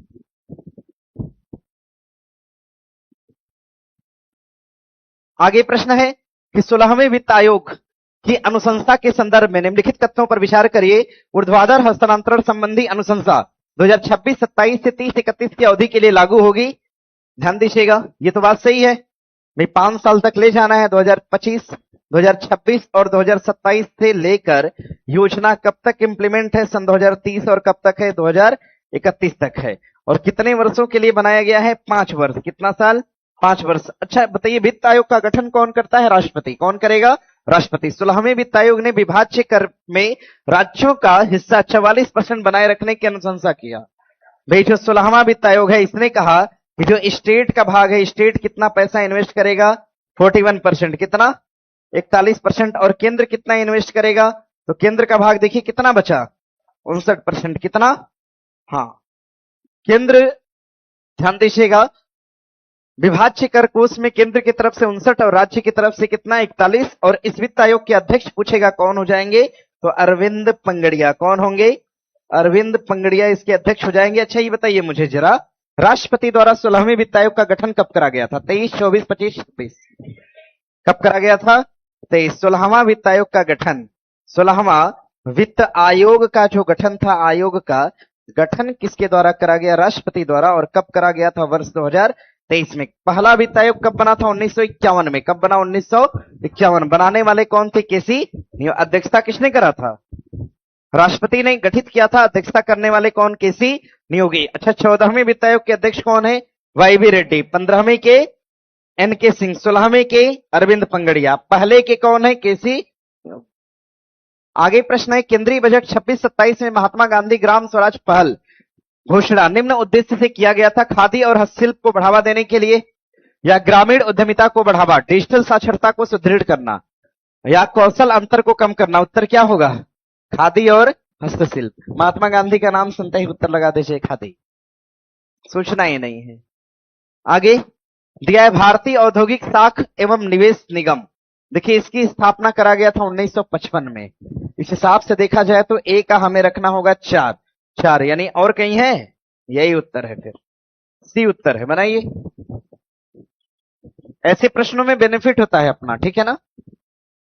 आगे है, अल्फा बीटा और गामा किरणों की भेदन क्षमता का अवरोही क्रम क्या है? अल्फा बीटा और गामा, देखिए इनका भेदन क्षमता पूछा है। अच्छा, सर्वाधिक भेदन क्षमता किसमें होती है? हमें इतना पता है कि सबसे अधिक भेदन क्षमता किसमें है? गामा। यानी हमें सबसे आगे किसको रखना है? गामा को। सबसे आगे रखना है हमें गामा को। यानी 2 ऑप्शन तो कट गया, अब हमारे पास 2 ऑप्शन बचा, अल्फा बीटा गामा। तो को होता क्या है? Beta gamma alpha. हम पढ़ते हैं अल्फा बीटा गामा, लेकिन भेदन क्षमता में ये पलट जाएगा, गामा बीटा और अल्फा। तो गामा के बाद कौन सा होता है? बीटा के बाद अल्फा होता है। बीटा के बाद हो जाएगा अल्फा। ये भेदन क्षमता के आधार पे है, गामा बीटा और अल्फा। यानी ठीक उत्तर क्या होगा? बी हो जाएगा। अब जरा मेरी बात सुनिएगा, देखिए कभी सवाल पूछता है कि अल्फा पर चार्ज कौन सा होता है, पॉजिटिव या नेगेटिव? कौन सा चार्ज होगा? All negative. पॉजिटिव क्या होगा? कारण ये है ना कि देखो जब हम अल्फा लिख रहे होते हैं अल्फा, तो हमें कैसा महसूस होता है, प्लस वाली फील आती है। जब हम अल्फा लिखते हैं तो हमें प्लस वाली फीलिंग आती है। देखिए देखिए, याद रखना है ना, कोई तो तरीका अपनाना होगा। देखिए प्लस जैसा लग रहा है, देखिए, ठीक है। तो इसीलिए अल्फा में क्या होगा, तो पॉजिटिव, और बीटा में क्या है, नेगेटिव। गामा कैसी किरण है, आवेशहीन है। कैसी है, आवेशहीन, या फिर इसी को आप बोल सकते हैं उदासीन। चलिए ध्यान दीजिएगा, ठीक उत्तर बी है, बना लीजिएगा। और इन कणों को हम कहते हैं परमाणु कण, या नाभिकीय कण भी कह सकते हैं। लिखिएगा नाभिकीय कण। सवाल बनता है कि नाभिकीय कणों में सर्वाधिक भेदन क्षमता किसकी है। उसके बाद बीटा पे चार्ज, बीटा पे चार्ज, अल्फा पर, गामा पर कोई चार्ज नहीं, आवेशहीन है। आगे प्रश्न है, महिला प्रीमियर लीग यानी WPL के बारे में पूछा है। क्या पूछा है, WPL, WPL के बारे में पूछा है। इसका फाइनल मैच जो है, फाइनल मैच, WPL का फाइनल मैच, मुंबई मत बोलो, समझे ना, फिर बोल दिए यार, अब हम इसको नहीं बताते हैं। रॉयल चैलेंज बेंगलुरु में बेंगलुरु ने महिला प्रीमियर लीग ट्रॉफी जीता। ये बात क्या है, सही है। हराया किसको, दिल्ली को हराया। ध्यान दीजिएगा, मतलब कथन दोनों क्या है, इसको ढूंढ लीजिएगा। आगे दिया है, गुजरात में भारत का विशालतम सौर पार्क है। सही है क्या, याद करिए, गुजरात में नहीं बल्कि कहां है, राजस्थान। कहां पर, राजस्थान। WPL का फाइनल मैच कहां, बड़ोदरा गुजरात। कहां, बड़ोदरा गुजरात के अंदर। लिखिए, WPL का जो फाइनल मैच था महिलाओं वाला, जिसमें ये जीत हार हुई, ये कहां पर, तो बड़ोदरा के अंदर। कहां पर, बड़ोदरा के अंदर, गुजरात में। अब ध्यान दीजिएगा, हटा सकते हैं ना इसको, सुनिएगा। दिया है, गुजरात में भारत का विशालतम सौर पार्क है। देखिए ये बात गलत है, विशालतम सौर पार्क अब गुजरात में नहीं रह गया, बल्कि कहां पे है, राजस्थान में। कहां पर, राजस्थान। विशालतम सौर पार्क आपका राजस्थान में होगा, और इस सौर पार्क का नाम है भाडला। क्या नाम है, भाडला या भादला। इस सौर पार्क का नाम हो जाएगा भादला पार्क, भादला सौर पार्क भी कहते हैं इसको। इसको भादला सौर पार्क कहा गया, और भारत का सबसे बड़ा सौर पार्क है। अच्छा ये बताइए, सबसे बड़ा है तो एनर्जी भी ज्यादा देगा। तो सवाल पूछ दिया, अगर सौर ऊर्जा में भारत का शीर्ष राज्य कौन है। सौर ऊर्जा में अगर शीर्ष पर पूछेगा भारत का राज्य कौन, राजस्थान। अच्छा, सौर ऊर्जा में विश्व स्तर पर भारत का स्थान क्या है, विश्व स्तर में सौर ऊर्जा में भारत का स्थान तीसरा। कौन सा नंबर है, तीसरा। आगे, केरल में पूर्णतः सौर संस्कृत हवाई अड्डा है। तो भारत का पहला सोलर एयरपोर्ट कहां पर, केरल के अंदर। दिया है, हाँ, कोच्चिन में। गोवा में भारत के विशालतम तैरती हुई प्रकाश वोल्टिक परियोजना, सौर प्रकाश वोल्टिक परियोजना, देखिए गलत है। ध्यान दीजिएगा, ये कहां पर है, मध्य प्रदेश में। कहां पर, मध्य प्रदेश। ध्यान दीजिएगा, नाम है इसका Omkareshwar, Omkareshwar, Omkareshwar solar floating park, floating park, Omkareshwar solar floating park, ये सबसे बड़ी है। ध्यान दीजिएगा, गुजरात और मध्य प्रदेश। तो हम गोवा नहीं कह सकते, ये कट जाएगा। पूछा क्या है अपने से, कौन सा ठीक है, केवल 2 ठीक है। आगे प्रश्न है, समाचारों में कभी कभी दिखने वाला एजेंडा 21 सुना है भैया आप लोगों ने। एजेंडा 21 कब लाया गया था, 1992 पृथ्वी सम्मेलन रियो के अंदर। दिया, यह धारणीय विकास के लिए एक प्रकार की वैश्विक कार्य योजना है। 2022 में जोहान्सबर्ग, सही बात है क्या, नहीं नहीं, 1992 में एक सम्मेलन हुआ था जिसको हम कहते हैं रियो सम्मेलन। क्या बोलते हैं, रियो सम्मेलन। और ये रियो सम्मेलन कहां पे हुआ था, ब्राजील में। कहां पर, ब्राजील। अच्छा, रियो सम्मेलन को हम पृथ्वी सम्मेलन बोल सकते हैं क्या, यानी कि प्रथम पृथ्वी सम्मेलन 1992 के तहत यह घोषणा करा गया कि हम आगे के लिए कुछ बना रहे हैं, और क्या बना रहे हैं, तो इसको हम एजेंडा 21 का नाम देते हैं। ये देख लीजिएगा, कई बार एग्जाम में आया हुआ है और आगे भी आएगा। तो अगर आप देख पाते हैं तो दूसरा आपका क्या है, कट जाएगा। सही कौन सा है, केवल एक सही है। आगे प्रश्न है, यदि कोई प्रश्न उठता है कि लोकसभा का कोई सदस्य 10वीं अनुसूची के अधीन अगर निरस्त हो जाता है, 10वीं अनुसूची का मतलब दल बदल, अगर कोई दल बदल किया और उसकी सदस्यता क्या हो गई, समाप्त हो गई, तो इस सदस्यता पर संघ की मंत्रिपरिषद की राय के अनुसार राष्ट्रपति निर्णय लेगा। क्या उसकी सदस्यता पे निर्णय राष्ट्रपति लेगा, कौन लेगा, लोकसभा का स्पीकर। राज्यसभा में है तो राज्यसभा का सभापति लेगा, लोकसभा में है तो लोकसभा का। कोई व्यक्ति के दल बदल संबंधी अंतिम तौर पर निर्णय लेने वाला कौन है, तो स्पीकर है। कौन है, स्पीकर। या तो स्पीकर है या फिर कौन है, राज्यसभा में है तो क्या है, सभापति है। ध्यान दीजिएगा, राष्ट्रपति इस पर अंतिम निर्णय नहीं लेते हैं। आगे है आपका, यानी पहला कट जाएगा आपका। नेक्स्ट है कि भारत के संविधान में शब्द राजनीतिक दल का कोई उल्लेख नहीं है। देखा जाए तो मूल संविधान में नहीं था, मूल में नहीं था, लेकिन बाद में क्या करा गया, जोड़ा गया, बाद में जोड़ा गया। मूल संविधान में इसका उल्लेख नहीं था, लेकिन बाद में जोड़ा। इसको जोड़ा कब भैया, तो लिखना 52वां संविधान संशोधन। संविधान के अंदर संशोधन हुआ, 52वां संविधान संशोधन। और इस 52वां संविधान संशोधन 1985 के माध्यम से एक नया शब्द जोड़ा गया, जिसको क्या कहा गया, तो ध्यान दीजिएगा, इस शब्द को कहा गया राजनीतिक दल। क्या कहा गया, राजनीतिक दल। तो सवाल पूछेगा, क्या राजनीतिक दल का उल्लेख मूल संविधान में था, नहीं था, बाद में क्या किया गया, जोड़ा गया। और इसका उल्लेख करा गया आर्टिकल 75 के बी में, और इसका उल्लेख और कहां करा गया, तो आर्टिकल 164 के बी में करा गया। देख लीजिएगा ये दोनों अनुच्छेद। और इसका उल्लेख कहां करा गया, तो संविधान की 10वीं अनुसूची में। कहां करा गया, संविधान की 10वीं अनुसूची में करा गया। ये भी देख लीजिएगा। बताइए, क्या अभी के संविधान में राजनीतिक दल का उल्लेख है, हाँ या ना, है? कैसे जुड़ा हो जाएगा, चलिए ठीक है। तो दिया है उल्लेख नहीं है, मतलब ये भी क्या है, गलत है। कौन सा ठीक है, कोई नहीं ठीक है। आगे प्रश्न है, दिया है कि कानून को लागू करने के मामले में कोई विधान जो कि कार्यपालक अथवा प्रशासनिक प्राधिकारी को अनिर्देशित और अनियंत्रित विवेकाधिकार देता है, संविधान के निम्नलिखित किस अनुच्छेद का उल्लंघन करता है। ध्यान दीजिएगा, कानून को लागू करने के मामले में कोई विधान, ध्यान दीजिएगा, विधि के समक्ष समानता और विधियों का समान संरक्षण। तो समानता की बात तो नहीं किया गया, लेकिन संरक्षण की बात किया गया है। तो समान कानून के संरक्षण की बात किसमें करी गई है, तो आर्टिकल 14 में करी गई है। क्योंकि कारण है इसके पीछे, क्योंकि हमें पता है 44 का संबंध किससे है, समान सिविल से। किससे है, समान सिविल संहिता, समान सिविल से है। इसमें कानून के संरक्षण की बात की ही नहीं गई है। इसका संबंध किससे है, प्राण से है। प्राण और दैहिक में भी किसी भी तरह से संरक्षण की बात नहीं की गई है। अनुच्छेद 32 का संबंध किससे है, संवैधानिक उपचार, इसमें भी किसी भी तरह से संरक्षण की बात नहीं की गई। तो हमारा उत्तर क्या होगा, ये होगा। बनाइए। अच्छा ये बताइए, क्या अनुच्छेद 14 अनुच्छेद 19 से अंतर संबंध है, हाँ या ना, खाली हाँ या ना बताना है। क्या अनुच्छेद 14, 19 और 21 अंतर संबंधित है, हाँ या ना, है ना। ध्यान दीजिएगा, इनको एक तरह से फंडामेंटल राइट की भाषा में इनको त्रिमूर्ति कहा गया। क्या कहा गया, त्रिमूर्ति कहा गया। 3 ऐसे अनुच्छेद 14, 19 और 21। आगे है, दिया है कि स्थानीय स्वशासन की सर्वोत्तम व्याख्या यह की जा सकती है कि यह संघवाद का प्रतीक है। संघवाद में हम क्या पढ़ पाते हैं कि कुछ कानून कौन बनाएगा, केंद्र, और कुछ विषयों पर कानून कौन बनाएगा, राज्य। इसी को तो फेडरल कहा गया, संघवाद कहा गया। तो बना लेंगे। चलिए, लेकिन हमसे पूछा है ना केंद्र ना राज्य, बल्कि क्या पूछा है, स्थानीय स्वशासन का मतलब नगर पालिका और पंचायत की बात हो रही है। प्रशासनिक प्रत्यायोजन, प्रत्यक्ष लोकतंत्र या लोकतांत्रिक विकेंद्रीकरण। उत्तर क्या होगा, लोकतांत्रिक विकेंद्रीकरण। सवाल पूछेगा कि भारत में लोकतांत्रिक विकेंद्रीकरण को हम कहां देख पाते हैं, तो पंचायत और नगर पालिका के रूप में देख पाते हैं। आगे है, निम्नलिखित में से कौन भारत के संविधान का विरक्षक है। राष्ट्रपति है, प्रधानमंत्री, सचिवालय या उच्चतम न्यायालय। संविधान की रक्षा कौन करेगा, उच्चतम न्यायालय। ध्यान दीजिएगा, संविधान का संरक्षक, संविधान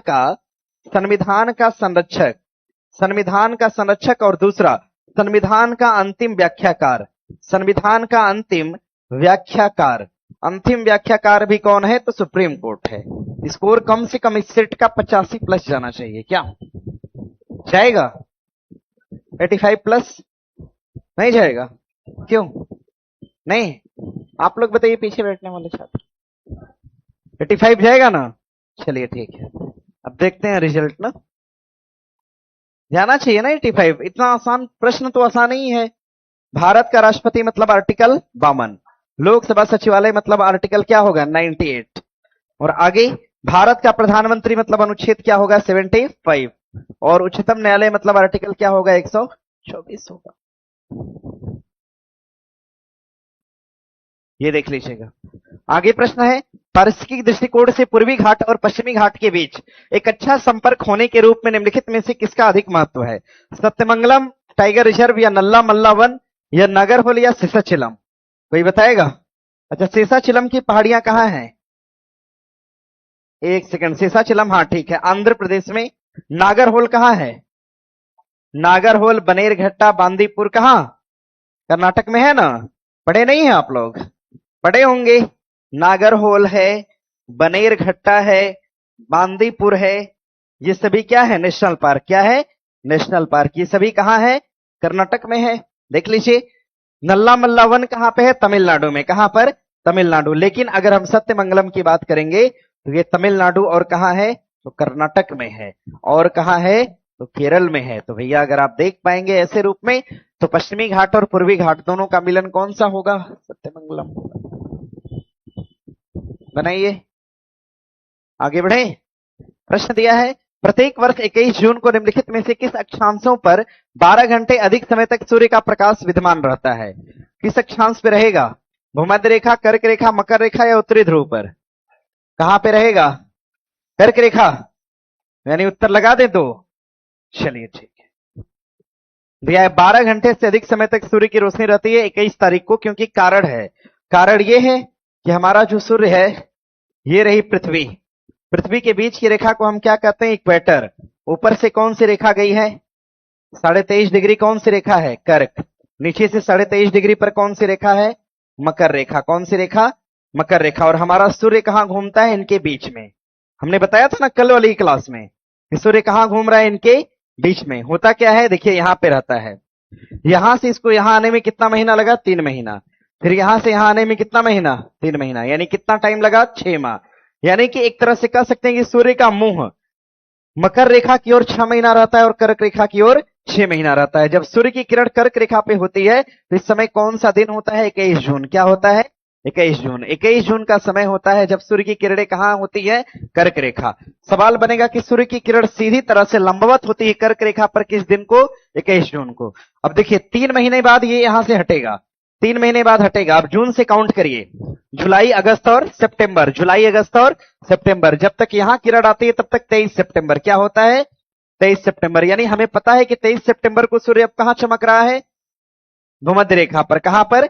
भूमध्य रेखा यानी विषुवत रेखा पर चमक रहा है। फिर 3 महीना बाद आगे बढ़ेगा। 3 महीना का मतलब सितंबर से अक्टूबर, नवंबर और दिसंबर। यानी कौन सा दिसंबर? 22 दिसंबर। 22 दिसंबर को सूर्य की किरण फिर कहां पहुंच गई? मकर रेखा। अच्छा ये बताइए कि 22 दिसंबर को सूर्य की किरणें यानी सूर्य कहां 12 घंटा से ज्यादा चमकेगा? कहां पर? अच्छा ये बताइए कि सूर्य की किरणें 23 सितंबर को कहां पर 12 घंटे से ज्यादा चमकेंगी? सूर्य की किरणें 21 जून को कहां 12 घंटे से ज्यादा चमकेंगे? बना लेंगे। अब सूर्य जब यहां से फिर पीछे जाएगा तो 3 महीना फिर लेगा। 3 महीना लेगा तो यानी जनवरी, फरवरी और मार्च। यानी कौन सा मार्च? कौन सा मार्च? 21 मार्च। कौन सा मार्च? 21 मार्च। ध्यान दीजिएगा। 21 मार्च का समय आया और सूर्य की किरण फिर कहां चली गई? तो भूमध्य रेखा पर। अब देखिए, यानी हम कह सकते हैं कि वर्ष में सूर्य की किरणें भूमध्य रेखा पर कितनी बार चमक रही हैं? कितनी बार? 2 बार। कितनी बार? सवाल बनता है कि पूरे एक टेन्योर में, एक पूरे वर्ष में सूर्य की किरणें भूमध्य रेखा पर कितनी बार चमकती हैं? 2 बार। कर्क रेखा पर 1 बार, मकर रेखा पर 1 बार, लेकिन भूमध्य रेखा पर 2 बार। कोई दिक्कत तो नहीं है ना? अच्छा ये बताइए, कर्क रेखा पर सूर्य की किरण लंबवत कब होगी? कब होगी? और मकर रेखा पर, भूमध्य रेखा पर 23 सितंबर और 21 मार्च। अच्छा ये बताइए, सूर्य की किरण अगर यहां है तो दोनों गोलार्ध में दिन और रात की अवधि क्या होगी? समान होगी। दोनों गोलार्ध पर दिन और रात की अवधि क्या होगी? तो सवाल पूछता है कि जब सूर्य की किरण भूमध्य रेखा पर लंबवत हो तो दोनों गोलार्धों पर दिन की अवधि क्या होगी? ज्यादा या कम? एक समान। क्या होगी? एक समान। कोई दिक्कत तो नहीं है ना? अब सूर्य की किरण जब कर्क रेखा पे हो तो सूर्य कहां चमकेगा? उत्तरी ध्रुव पर। और जब मकर रेखा पे हो तो सूर्य कहां चमक रहा है? दक्षिणी ध्रुव पर। अब सोचिए कि ध्रुवों पर प्रकाश जाने में 3 महीना का समय यहां, 3 महीना यहां, 3 महीना यहां। यानी उत्तर से दक्षिण आने में सूर्य को कितना माह लगा? 6 माह। कितना महीना लगा? अरे उत्तर से पूरा दक्षिण आने में 6 माह लगा ना। 3 माह का गैप देखिए यहां पर, 3 माह का गैप यहां पर। यानी सूर्य को नॉर्थ से लेकर साउथ आने में कितना महीना लगा? तो हम कह सकते हैं कि ध्रुवों पर 6 महीने का दिन और 6 महीने की रात होती है। मान के चलिए सूर्य अगर यहां है तो इसको वापस लौटने में कितना लगेगा? 6 महीना। तो यहां पर रहेगा तो यहां दिन करेगा, जब यहां से लौटेगा तो फिर धीरे धीरे यहां पे अंधेरा होता जाएगा। तो ध्रुवों पर 6 महीने का दिन और 6 महीने की रात होती है। यानी हमारा उत्तर क्या होगा बताइए? कर्क रेखा होगा। कर्क रेखा होगा तो इसका भी बताइए, भूमध्य रेखा पर कब कब 23 सितंबर और 21 मार्च को। अच्छा, मकर रेखा पर कब कब 22 दिसंबर। ध्यान दीजिएगा, उत्तरी ध्रुव पर कब, वही कभी लंबवत होती ही नहीं उत्तरी ध्रुव पर। आगे है, सूर्य उत्तरी ध्रुव तक जाता है नहीं ना, कर्क रेखा और कहां रहता है, मकर रेखा के बीच रहता है। ब्रह्मपुत्र की सहायक नदियां दिबांग है, कामेंग है, लोहित है, सुबनसिरी है, सुबनसिरी क्या है, सुबनसिरी। और कौन सी है, धनसिरी है, क्या है, धनसिरी है। सुबनसिरी है, धनसिरी है, तिस्ता है, क्या है, तिस्ता है। इसमें से किस नदी को खूनी नदी कहा गया, किसको कहा गया, लोहित को हम खूनी नदी क्या बोलते हैं, खूनी नदी के नाम से भी जानते हैं लोहित को, ध्यान दीजिएगा। और इसमें एक नदी और है जिसका नाम हो जाएगा, क्या नाम है उधर, मानस, मानस नदी है, मानस नदी भी हो जाएगी, मानस नदी। ये नदियां ब्रह्मपुत्रा की सहायक है, यानी देखा जाए तो ठीक उत्तर 1, 2 और 3 होगा। आगे है, उपनिवेशिक शासन के अंतर्गत आधारिक संरचना में निम्नलिखित में से कौन सा घटक शामिल था। उपनिवेशिक का मतलब अंग्रेज, उपनिवेश का मतलब क्या है। अच्छा, भारत किसका उपनिवेश था, ब्रिटेन, फ्रांस, अमेरिका। भारत उपनिवेश था, किसका, भारत उपनिवेश था मतलब किसका था, ब्रिटेन का था, ब्रिटेन का, किसका था, ब्रिटेन का था। आगे, तो ब्रिटेन के लोगों ने क्या रेल लाया था, जहाज लाया था, जल परिवहन, डाकघर, तो सब होगा फिर। आगे प्रश्न है, दी गई अवधि के लिए एक देश की राष्ट्रीय आय, दी गई अवधि के लिए एक देश की राष्ट्रीय आय नागरिक द्वारा उत्पादित वस्तु और सेवाओं के कुल मूल्य के बराबर होती है, या उपभोग और निवेश के व्यय के योग के बराबर होती है, या सभी व्यक्तियों के व्यक्तिगत आय के योग के बराबर होती है, उत्पादित अंतिम वस्तु और, हाँ पढ़े हैं ना आप लोग, जीएसटी पढ़ा है ना, ठीक है। या फिर आपने जीडीपी पढ़ा होगा, उत्पादित अंतिम वस्तुओं और सेवाओं के मौद्रिक मूल्य के बराबर होती है। आगे प्रश्न है, निम्नलिखित फसलों पर विचार करिए, निम्नलिखित में से कौन सी फसल किसकी है, खरीफ। खरीफ की फसल क्या कपास है, हाँ या ना, है। मूंगफली है, धान है, गेहूं है, गेहूं किसकी है, रबी की फसल, कोई दिक्कत तो नहीं है ना। बताइए, सरसों, सरसों किसकी है, चना, अरहर, रबी है, गलत हो गया ना। अरहर देखिए रबी भी कह सकते हैं, लेकिन ये मुख्य रूप से किसकी फसल है, खरीफ। किसकी है, अरहर लगाते हैं ना गांव में, कब लगाते हैं, बारिश के टाइम के बिना बारिश में, बारिश के टाइम ना। जो फसलें मानसून के टाइम लगती हैं वो क्या होती हैं, खरीफ, खरीफ होती हैं, क्या होती हैं, खरीफ। तो अरहर को आप एक तो दलहन में रख सकते हैं और दूसरा कहां, खरीफ में रख सकते हैं। बताइए, मूंग क्या है, मूंग क्या, जायद है, हाँ, मूंग क्या है, खरीफ है, जायद कहेंगे। देखिए, मूंग ना रबी के अंतर्गत आती है ना खरीफ, दोनों के बीच का संक्रमण है, क्योंकि जब हम जायद फसल लगाते हैं उसी समय मूंग लगाते हैं। देखते हैं ना, गेहूं काट के मूंग लगा दिया, यही है ना। चलिए, हाँ खेती किया है, सब पता है, जानकारी है, बना लीजिएगा, उत्तर सी हो जाएगा। दिया, यूनिसेफ द्वारा 21 फरवरी को अंतर्राष्ट्रीय मातृभाषा दिवस घोषित किया गया। मातृभाषा दिवस तो ठीक है, कैसे ठीक है, 21 तारीख तो ठीक है, लेकिन यूनिसेफ घोषणा करने वाला नहीं है, बल्कि कौन है, यूनेस्को है। यूनेस्को द्वारा इसकी घोषणा करी गई, ध्यान दीजिएगा। पाकिस्तान के संविधान में यह मांग रखी गई थी कि राष्ट्रभाषाओं में बांग्ला को भी शामिल किया जाए। बात ठीक है, क्योंकि भैया जो पूर्वी पाकिस्तान का क्षेत्र था ना, वहां पे बहुत सारे लोग बांग्ला बोलने वाले थे, इसीलिए पाकिस्तान का जब संविधान बन रहा था तो डिमांड रखी गई थी कि बांग्ला को भी भाषा के रूप में लिया जाए, ताकि पूर्वी पाकिस्तान के लोग भी समझ पाए, क्योंकि मैक्सिमम वहां की जनसंख्या उर्दू न जान के बांग्ला जानती थी। समझ रहे हैं ना, हाँ। फिलहाल देख लीजिएगा, तो सही उत्तर कौन सा है, केवल 2 है। आगे प्रश्न है, भारतीय स्वतंत्रता संघर्ष के संबंध में घटनाओं पर विचार करिए। रॉयल इंडियन नेवी में गदर हो गया या विवाद हो गया। यह विवाद हुआ था 18 फरवरी को भैया, 18 फरवरी को कब हुआ था, 1946 में हुआ था, डेट इसकी एग्जैक्ट है। और ये बताइए, रॉयल नेवी ने विद्रोह किस तट पर करा था, महाराष्ट्र के तट पर। महाराष्ट्र, मुंबई लिख दें, ध्यान दीजिएगा, याद रखिएगा, मुंबई के तट पर, मुंबई के तट पर रॉयल नेवी ने विद्रोह कर दिया, रॉयल इंडियन नेवी ने विद्रोह कर दिया। दिया है कि भारत छोड़ो आंदोलन का प्रारंभ कब हुआ था, तो ये प्रारंभ हुआ था कब, 8 या 9 अगस्त को, 9 अगस्त 1900 कब 42 को। और दिया है आपका द्वितीय गोलमेज सम्मेलन कब बुलाया गया था? 1931 में बुलाया गया था। तो क्या पूछा है हमसे? क्रम से लगाना है ना। तो 3 2 1, 3 2 1 सही उत्तर क्या है? तो सी। ऐसे प्रश्न तो फ्री के प्रश्न कहे जाएंगे क्या। आगे है कि स्वतंत्रता आंदोलन के इतिहास में भारतीय राष्ट्रीय कांग्रेस का 1929 का अधिवेशन इसलिए जरूरी है क्योंकि 1929 का अधिवेशन सुने हैं ना आप लोग? 1929 का अधिवेशन कहां पर अध्यक्षता करने वाले कौन? पंडित जवाहरलाल। नदी कौन सी? और क्या करा गया? झंडा फहराया। क्या करा? सबसे पहली बार झंडा फहराया भारत का तिरंगा किस अधिवेशन में? लाहौर अधिवेशन। और इसमें मांग रखा किसके? पूर्ण स्वराज। तो सवाल बनेगा पहली बार पूर्ण स्वराज की मांग किस अधिवेशन में रखा गया था? 1929 के लाहौर अधिवेशन। रखने वाले कौन थे? पंडित जवाहरलाल नेहरू। यानी सही उत्तर कौन सा? डी होगा। बनाइए। हो गया? इतना हो गया। चलिए आगे प्रश्न है दिया है एनी बेसेंट। अच्छा कुछ कुछ सीखिए इसमें। स्वशासन की बात कर रहा है। स्वशासन की प्राप्ति की घोषणा ये 1906 में करा गया था कलकत्ता अधिवेशन से। कहां से? कलकत्ता अधिवेशन से। स्वशासन के प्राप्ति की घोषणा 1906 कलकत्ता अधिवेशन। असहयोग आंदोलन का आरंभ हुआ था 1920 का नागपुर अधिवेशन से। नागपुर अधिवेशन से। नागपुर से मत लिख लीजिएगा। 1920 के नागपुर अधिवेशन से। नागपुर अधिवेशन। नागपुर अधिवेशन जिसकी अध्यक्षता कौन कर रहे थे? राघवाचारी। कौन थे? वी राघवाचारी थे।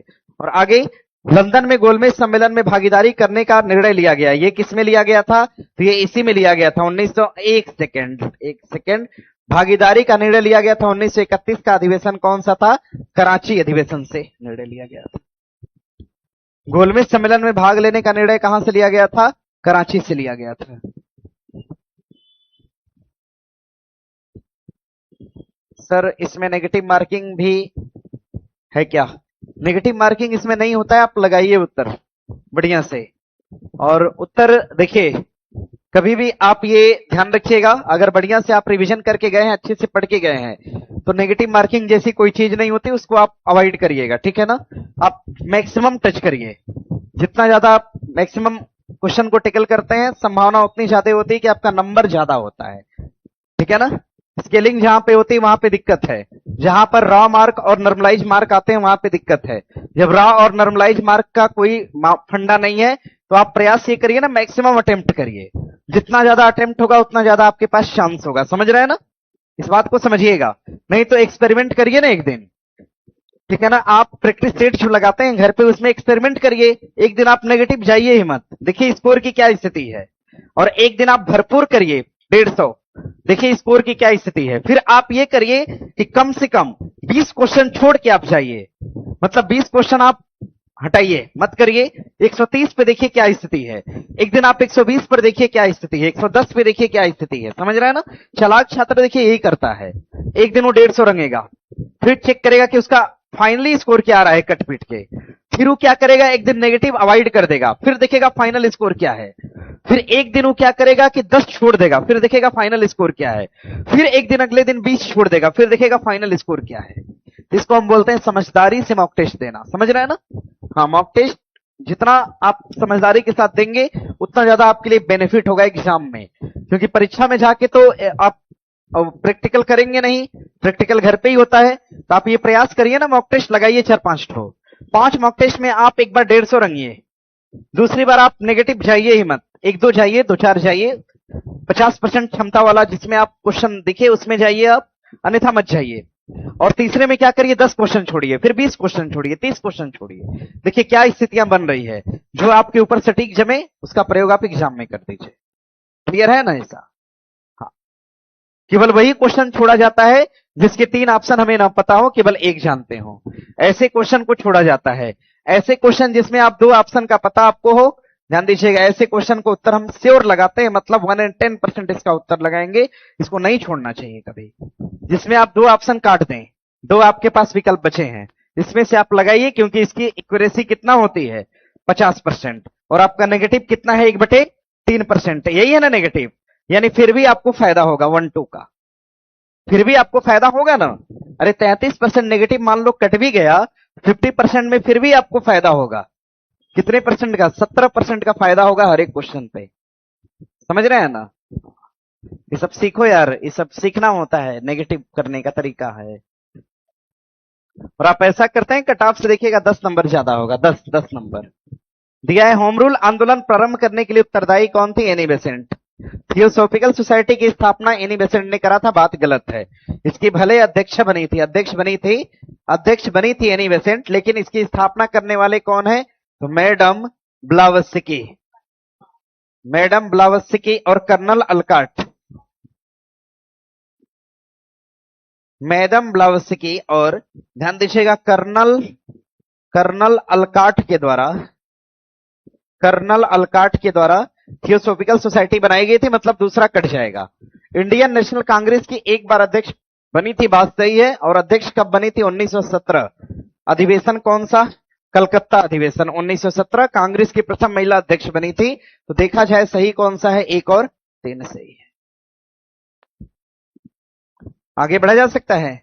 चलिए, दिया है रेडक्लिफ समिति किसके लिए नियुक्त करा गया था? रेडक्लिफ समिति की नियुक्ति करा गया था 1947 के अंदर, ध्यान दीजिएगा। और ये किसके लिए करा गया था? भारत और पाकिस्तान के बीच सीमा का निर्धारण के लिए, बना लीजिएगा। आगे प्रश्न है, निम्नलिखित में से किस आंदोलन के कारण भारतीय राष्ट्रीय कांग्रेस का विभाजन हुआ, जिसके परिणाम स्वरूप नरम दल और गरम दल का उद्भव हुआ? नरम दल गरम दल का उद्भव कब हुआ था? 1907 में ना, 1907। अच्छा ये बताइए, स्वदेशी की स्थापना कब करा गया था? 1905। असहयोग कब? 1920। सविनय अवज्ञा कब? 1930। भारत छोड़ो कब? 1942। तो आसपास का उत्तर कौन सा है? बस यही उत्तर होगा। ओह, यही उत्तर होगा आपका, स्वदेशी। आसपास का जो टर्म है वही उत्तर हम लेंगे। आगे है, स्वदेशी आंदोलन यही था, स्वदेशी आंदोलन जो कारण बना नरम दल और गरम दल के अलग होने का। आगे दिया है, युग्मों पर विचार करिए। चपचार कोट उत्सव कहां पर? मिजोरम। अच्छा, चिराओ कहां पर? चिराओ। सवाल बनेगा, चिराओ नृत्य कहां पर है? चिराओ नृत्य भी कहां का होगा? मिजोरम। अच्छा, परवा यथा गीत कहां का? मणिपुर का। थांगटा भी कहां का? मणिपुर का। लेकिन दिया क्या है? सिक्किम से क्या होगा? आर्किड महोत्सव। क्या होगा? सवाल पूछेगा, आर्किड महोत्सव कहां पर? आर्किड महोत्सव का आयोजन करा गया और 2026 में करा गया, कहां पर? सिक्किम के अंदर। तो भैया देख लीजिए, यानी तीसरा गलत है, सही कौन सा है? 1 और 2। कौन सा ठीक है? 1 और 2 ठीक है। बनाइए। बीपीएससी में नेगेटिव है क्या सर? अच्छा, क्या हम बताएं, बताइए। फार्म कैसे भर दिए बिना नोटिफिकेशन पढ़े? यानी सिलेबस भी नहीं पता होगा क्या? संभावना है ना ऐसी? अभी 90% छात्र को सिलेबस ही नहीं पता होता है कि बीपीएससी में पढ़ना क्या है। बैच खत्म हो गया है। जो पढ़ रहा है ना, जो 2 साल पढ़ लिया, बैच खत्म कर लिया, उसे पूछिए सिलेबस बताओ तुम। सबसे एक जरूरी बात क्या होती है ना, कि हमें सिलेबस रट जाना चाहिए। सबसे पहला काम देखिए, सबसे पहला पड़ाव यही है। और जिसने सिलेबस याद कर लिया उसके लिए एग्जाम आसान है। सिलेबस याद है, पेपर पढ़ रहा है, अच्छा इस सिलेबस में था, काटो तुरंत उसको, काट के लाया, रूम में चिपका दिया। समझ रहा है ना? तो ये होना, सिलेबस तो कम से कम याद होना चाहिए। तो नेगेटिव मार्किंग है नहीं है, पता नहीं, पता करिए, नोटिफिकेशन पढ़िए, कम से कम उसी बहाने सिलेबस तो पढ़ लेंगे ना। दिया है कि भारतीय इतिहास के संदर्भ में द्वैध शासन सिद्धांत किसने दिया था? केंद्रीय विधानमंडल का 2 सदनों में विभाजन को हम डायरकी कहते हैं। 2 सरकार अर्थात केंद्रीय और राज्यों का शुरू किया जाना ही डायरकी है। अच्छा ये बताइए कि हमारे यहां भी केंद्र और राज्य है, तो क्या भारत में द्वैध शासन है क्या? नहीं है ना। भारत में संघीय शासन। क्या है? संघीय शासन। यानी हमारे यहां क्षेत्रों का बंटवारा है, ना कि राज्य और केंद्र का बंटवारा है। आगे, 2 शासक समुच्चय, एक लंदन और दूसरा दिल्ली में होना चाहिए। भारत में ऐसा है? प्रांतों को प्रत्यारोपित विषयों को 2 वर्ग में विभाजन, ये बात क्या है? सही है। 2 भागों में विभाजित किया गया, एक को कहा गया हस्तांतरित विषय। क्या कहा गया? हस्तांतरित विषय कहा गया। और एक को क्या कहा गया? आरक्षित कहा गया। क्या बोला गया? आरक्षित विषय कहा गया। इसी को हम कहते हैं डायरकी, मतलब द्वैध शासन। अच्छा, भारत में पहली बार द्वैध शासन कहां लगा था? बंगाल। क्लाइव, लगाने वाला क्लाइव और हटाने वाला कौन? Warren Hastings. आगे है, निम्नलिखित में से किस एक घटना के उपरांत गांधी जी ने अस्पृश्यता का सतत विरोध करते हुए सभी क्षेत्रों से उसके उन्मूलन के लिए अपील करते रहे? वे अपने राजनीतिक, समाज और सामाजिक कार्यक्रम में हरिजनों के उत्थान को शामिल करने का निश्चय किया। हरिजनों के उत्थान को भी करना है, ऐसी बात गांधी जी को कब समझ में आया था? पूना समझौता के बाद समझ में आया था। नहीं, हरिजन का भी उत्थान होना चाहिए। अंबेडकर और किसके बीच हुआ था? महात्मा गांधी। बना लेंगे? चलिए, गांधी इरविन समझौता कब हुआ था भैया?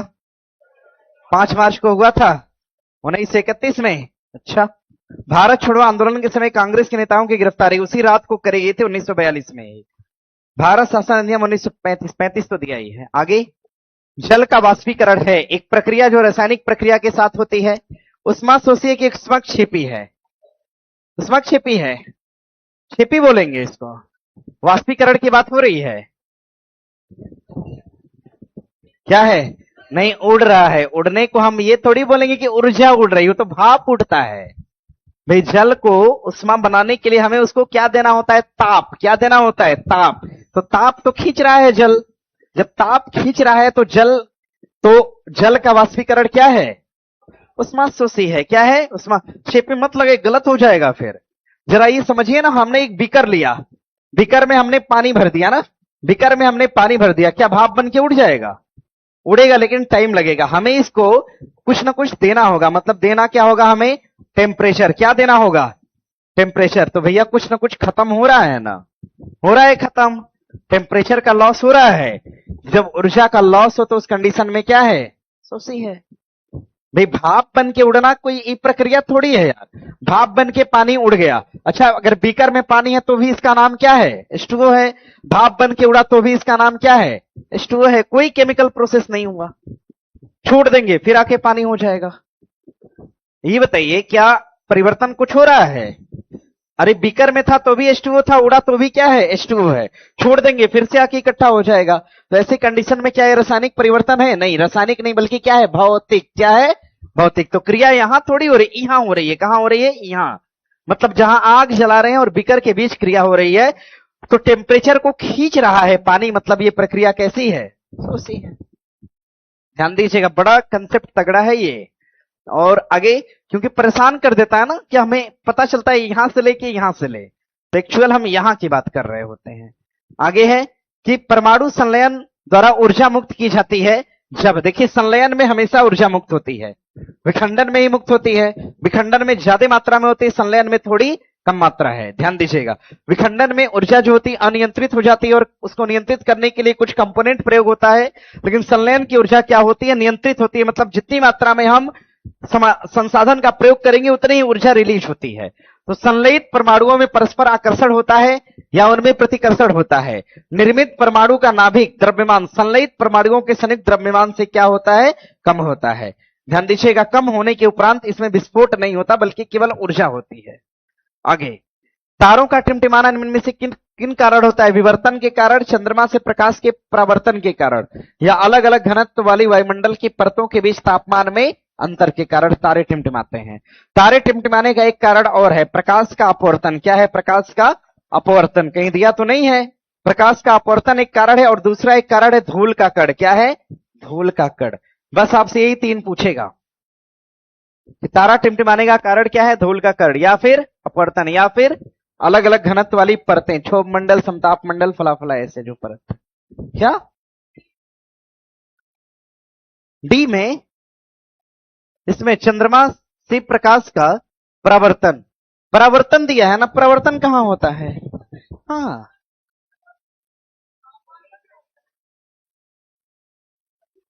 अरे ये तो सुनो, अब देखो क्या तुम लोग कर रहे हो। हमने कहा कि उत्तर ये भी हो सकता है, हमने कहा उत्तर ये भी हो सकता है, हमने कहा उत्तर ये भी हो सकता है। काहे हम डी लगाएं? धूम्रपान शरीर में डैश डैश ऑक्सीजन की कमी कर देता है। हृदय गति बढ़ाकर, शरीर में निकोटीन का स्तर बढ़ाकर, हिमबंद ऑक्सीजन की सांद्रता बढ़ाकर, या रक्त में कार्बन मोनोऑक्साइड का स्तर बढ़ाकर ऑक्सीजन की कमी कर देगा। कैसे कर देगा? जब रक्त में क्या बढ़ जाएगा? Carbon mono oxide. अच्छा, हमारे ब्लड को सबसे ज्यादा प्रिय क्या है? Carbon mono oxide. हमारा जो ब्लड है ना, ब्लड इस सबसे अधिक किसको प्रेम करता है? तो कार्बन मोनोऑक्साइड को करेगा सबसे ज्यादा प्रेम। इसको क्या ऑक्सीजन से प्रेम है? नहीं। कार्बन डाइऑक्साइड से? नहीं। किससे है? कार्बन मोनोऑक्साइड से। कार्बन मोनोऑक्साइड को हम दम घोटू क्या बोलते हैं? दम घोटू। क्या बोलेंगे? दम घोटू गैस कहते हैं। इसी को हम साइलेंट किलर क्या कहते हैं? साइलेंट किलर गैस भी कहते हैं। आगे, साइलेंट किलर का मतलब पता ही नहीं चलेगा, डेथ हो जाएगी। जैसे कमरे में ऑल आउट वगैरह का प्रयोग बहुत ज्यादा मात्रा में नहीं करना चाहिए, समझ रहे हैं ना। कुछ लोग होते हैं फूल कर देंगे, रात भर सोएंगे, सुबह उठेंगे दिमाग खराब रहता है, ठीक है ना। सुबह उठेंगे तो आप थकान महसूस करते हैं, कारण ये होता है ना कि उसमें से निकलता है धुआं जो अनविजिबल होता है, आपको दिखाई नहीं देता है।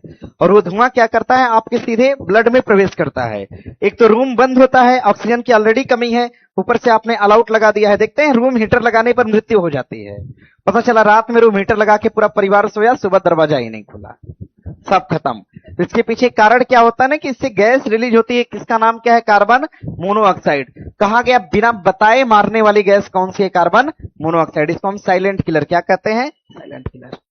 दिया है अंतरिक्ष अनुसंधान संगठन दिसंबर 2025 को ऑर्बिट डॉकिंग का परीक्षण करने के लिए लॉन्च किए गए मिशन का नाम क्या है। तो स्पेस डॉकिंग वाला मिशन कौन सा है, स्पार्डेक्स है। कौन है, स्पार्डेक्स। बनाइए, स्पेस डॉकिंग मिशन को हम क्या बोलते हैं, स्पार्डेक्स। एक सवाल बनता है कि डॉकिंग अनडॉकिंग पे आधारित मिशन कौन सा, स्पार्डेक्स होगा। क्या होगा, अच्छा बुद्धा सर्किट में। अच्छा बुद्ध का संबंध बोध गया से है, राजगीर से, वैशाली से, नालंदा से, केसरिया स्तूप से, लौरिया नंदनगढ़ से, सबसे है। मतलब सही उत्तर क्या है, अरे भाई जहां जहां बुद्ध की चीजें हैं वो बुद्धा सर्किट में है, जहां जहां राम की चीजें वो रामायण सर्किट है, जहां जहां जैन की चीज है वो जैन सर्किट है। बिहार में यही है ना। आगे, पाइराइट के भंडार के लिए बिहार की भूगर्भिक चट्टानों में कौन जरूरी है, कौन सी है, विंध्यन है। विंध्यन चट्टान जरूरी है। आगे है दिया है, अच्छा बिहार की मिट्टी किस चट्टान द्वारा निर्मित है।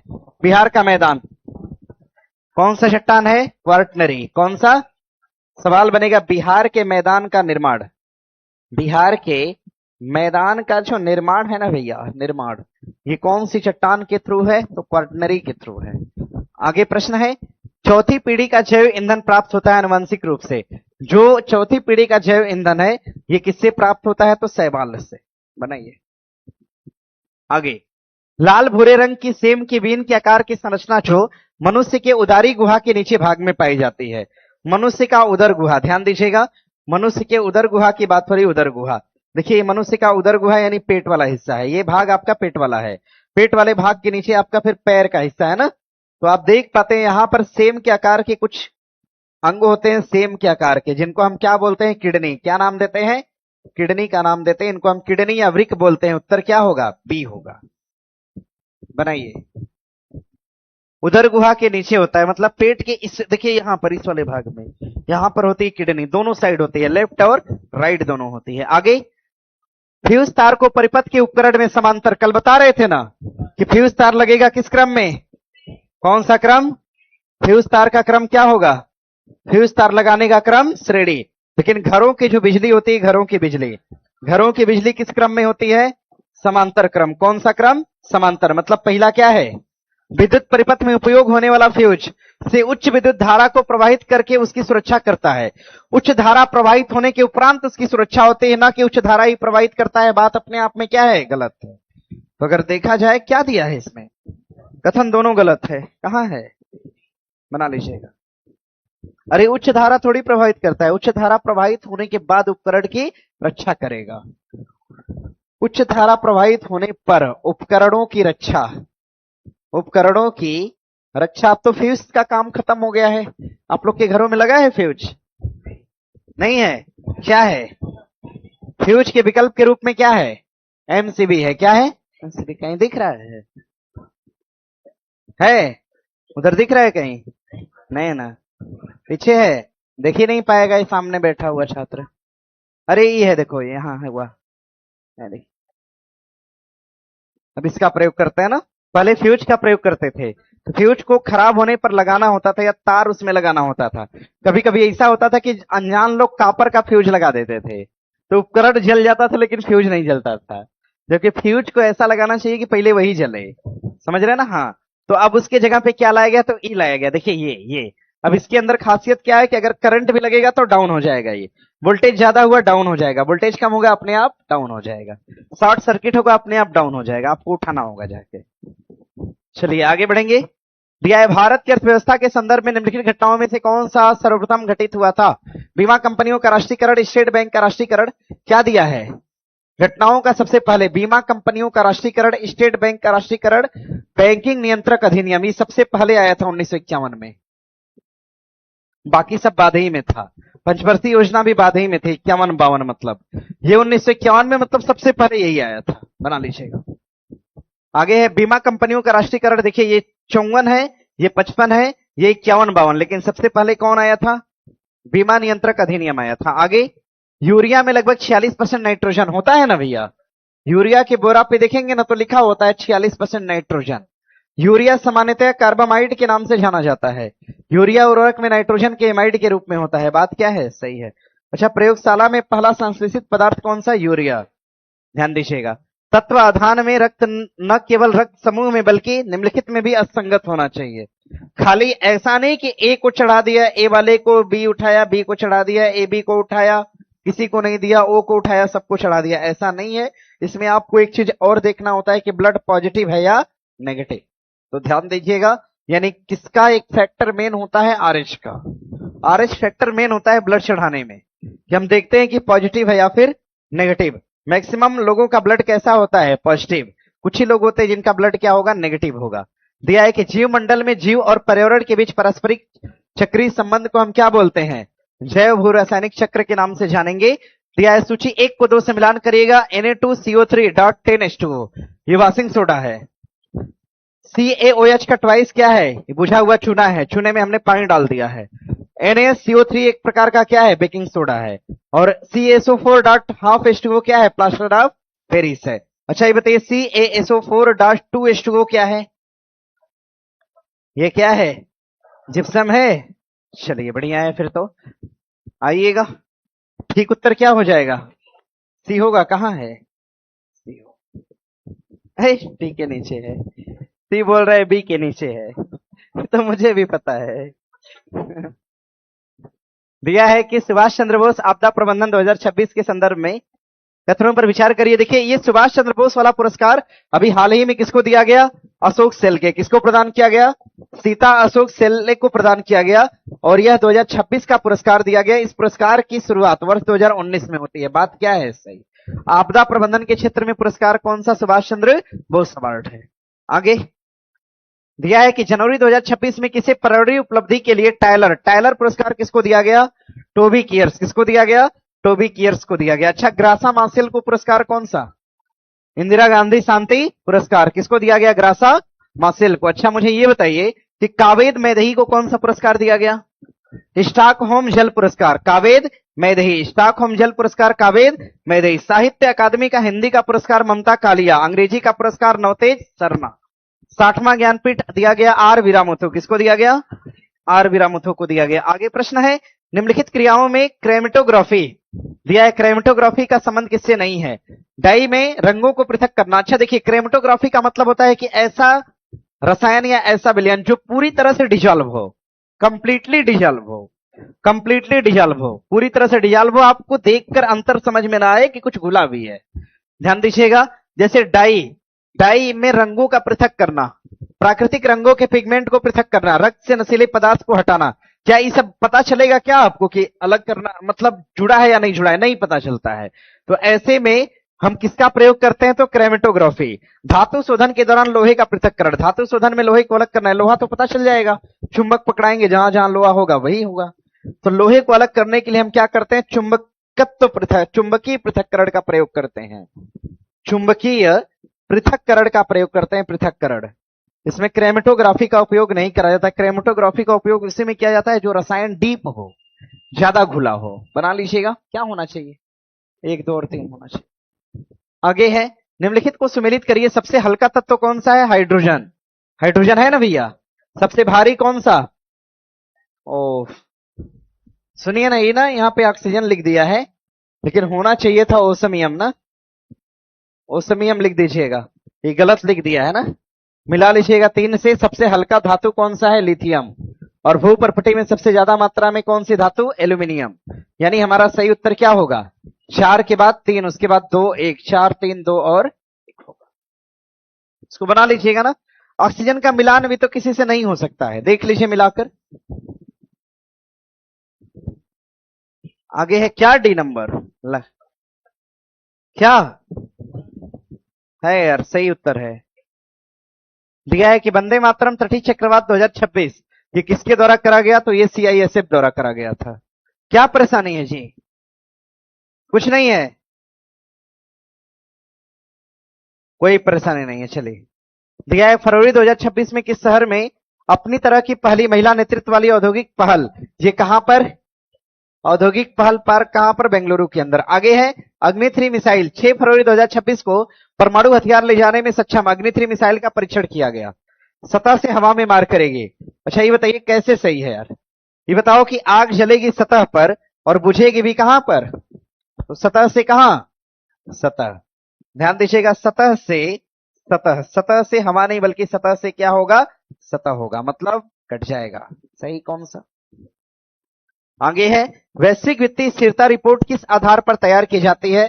केंद्रीय बैंक, मुद्रा कोष, अंतर्राष्ट्रीय पुनर्निर्माण या सहयोग और विकास संगठन? उत्तर क्या है? वित्तीय स्थिरता कौन लाता है? आईएमएफ लाता है। प्रचंड बेरोजगारी का सामान्यतः अर्थ क्या होता है? लोग बड़ी संख्या में बेरोजगार हैं, वैकल्पिक रोजगार उपलब्ध नहीं है, श्रमिक की सीमांत उत्पादकता शून्य है, श्रमिकों की उत्पादकता नीची है। क्या कहेंगे हम? प्रचंड बेरोजगारी किस क्षेत्र में होती है? कृषि में। किसमें? अच्छा मान लीजिए कि 10 बीघा के खेत में 10 भाई काम कर रहे हैं, मान लो एक ठो को हटा दिया, कोई प्रभाव पड़ेगा? 8 को हटा दिया, पड़ेगा? कैसे पड़ेगा यार? अरे 10 भाई हैं, अगर एक भाई को भी छोड़ दीजिए कि तुम खेती करो तो कर नहीं लेगा? कर लेगा ना। यानी 9 की उत्पादकता क्या है? खत्म है, मतलब कुछ नहीं है। ठीक है, तो इस समय प्रचंड बेरोजगारी जो होती है, इसमें श्रमिक की सीमांत उत्पादकता क्या होती है? शून्य होती है। सीमांत उत्पादकता शून्य है। 10 को रखना जरूरी नहीं है, आप 5 रखकर भी सेम काम करवा सकते हैं, 1 को रखकर भी सेम काम करवा सकते हैं। समझ रहे हैं ना? इसलिए प्रचंड बेरोजगारी किस क्षेत्र में होती है? कृषि में। कहां पर? कृषि में। आगे 71वें संशोधन 1992 के तहत निम्नलिखित में से किस भाषा को शामिल करने के लिए 8वीं अनुसूची में संशोधन किया गया? कोंकणी शामिल किया गया। अच्छा 71वां है ना? हाँ, नेपाली, मणिपुरी, मैथिली। उत्तर क्या होगा? संविधान में भी भाषाएं कितनी हैं? 22। कितनी भाषा है? 22 भाषा है। ध्यान दीजिएगा, जरा ध्यान दीजिएगा। अच्छा बोलिए, 22 भाषाओं में असमिया है, बंगला, उसके बाद गुजराती, उसके बाद हो जाएगा आपका हिंदी है, कश्मीरी है, कन्नड़ है, उड़िया है, पंजाबी है, संस्कृत, तमिल, तेलुगु, उर्दू, सिंधी, नेपाली, मणिपुरी, कोंकणी, बोडो, डोंगरी, मैथिली और कुल कितनी भाषा है? निम्नलिखित कथनों में से कौन सा ठीक है? लोकसभा में लंबित कोई विधेयक उसके सत्रावसान पर व्यवगत हो जाता है। अगर उसका सत्रावसान हो तो व्यवगत हो जाएगा। लंबित कोई विधेयक है और सत्र खत्म हो गया तो खत्म हो जाएगा। गलत बात है भैया, जब तक लोकसभा रहेगी तब तक सत्र, तब तक विधेयक रहेगा। मतलब ये क्या है? गलत है। राज्यसभा में लंबित कोई विधेयक जिसे लोकसभा ने पारित नहीं किया है, लोकसभा के विघटन पर व्यवगत नहीं होगा। ये बात क्या है? सही है। मतलब सही कथन केवल 2 है। अब उतना टाइम मेरे पास नहीं है, देख लीजिएगा। जैव ऑक्सीजन मांग बीओडी के लिए एक मानक मापदंड कौन सा है? तो जल में ऑक्सीजन स्तर का विकलन करने के लिए कौन सा परीक्षण होता, कौन सा परीक्षण होगा? तो बीओडी। कौन सा परीक्षण होगा? बीओडी परीक्षण होता है। बायोलॉजिकल ऑक्सीजन डिमांड कहते हैं। ध्यान दीजिएगा।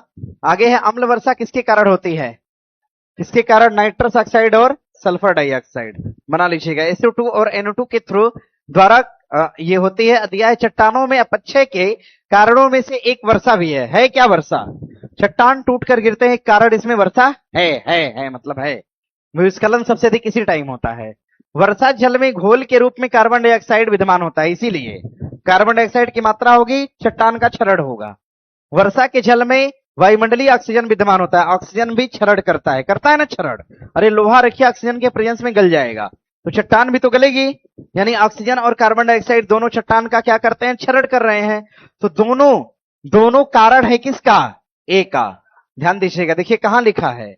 कथन 2 और 3 दोनों सही है, कथन 1 की व्याख्या करते हैं। बात क्या है? सही है। भारतीय इतिहास में 8 अगस्त 1942 को क्या हुआ था? हुआ ये था कि इसी दिन को भारत छोड़ो आंदोलन का प्रस्ताव स्वीकार किया गया था कांग्रेस द्वारा। बनाइए। आगे प्रश्न है कि हाल ही में प्रधानमंत्री ने वेरावल में सोमनाथ मंदिर के निकट नए सर्किट हाउस का उद्घाटन किया। सोमनाथ के बारे में कथनों में से कौन सा ठीक है? सोमनाथ मंदिर ज्योतिर्लिंग देव के मंदिरों में से एक है, बात तो सही है। जो ज्योतिर्लिंग है उनमें से एक सोमनाथ भी है। अलब्रूनी ने सोमनाथ मंदिर का वर्णन किया है, यह बात सही है। और सोमनाथ को लूटने वाला कौन था? महमूद गजनवी। याद करिए 1925 कई बार लूटा था भारत पर, कितनी बार आक्रमण? और सोमनाथ पर आक्रमण कब किया था? 1025 में करा था।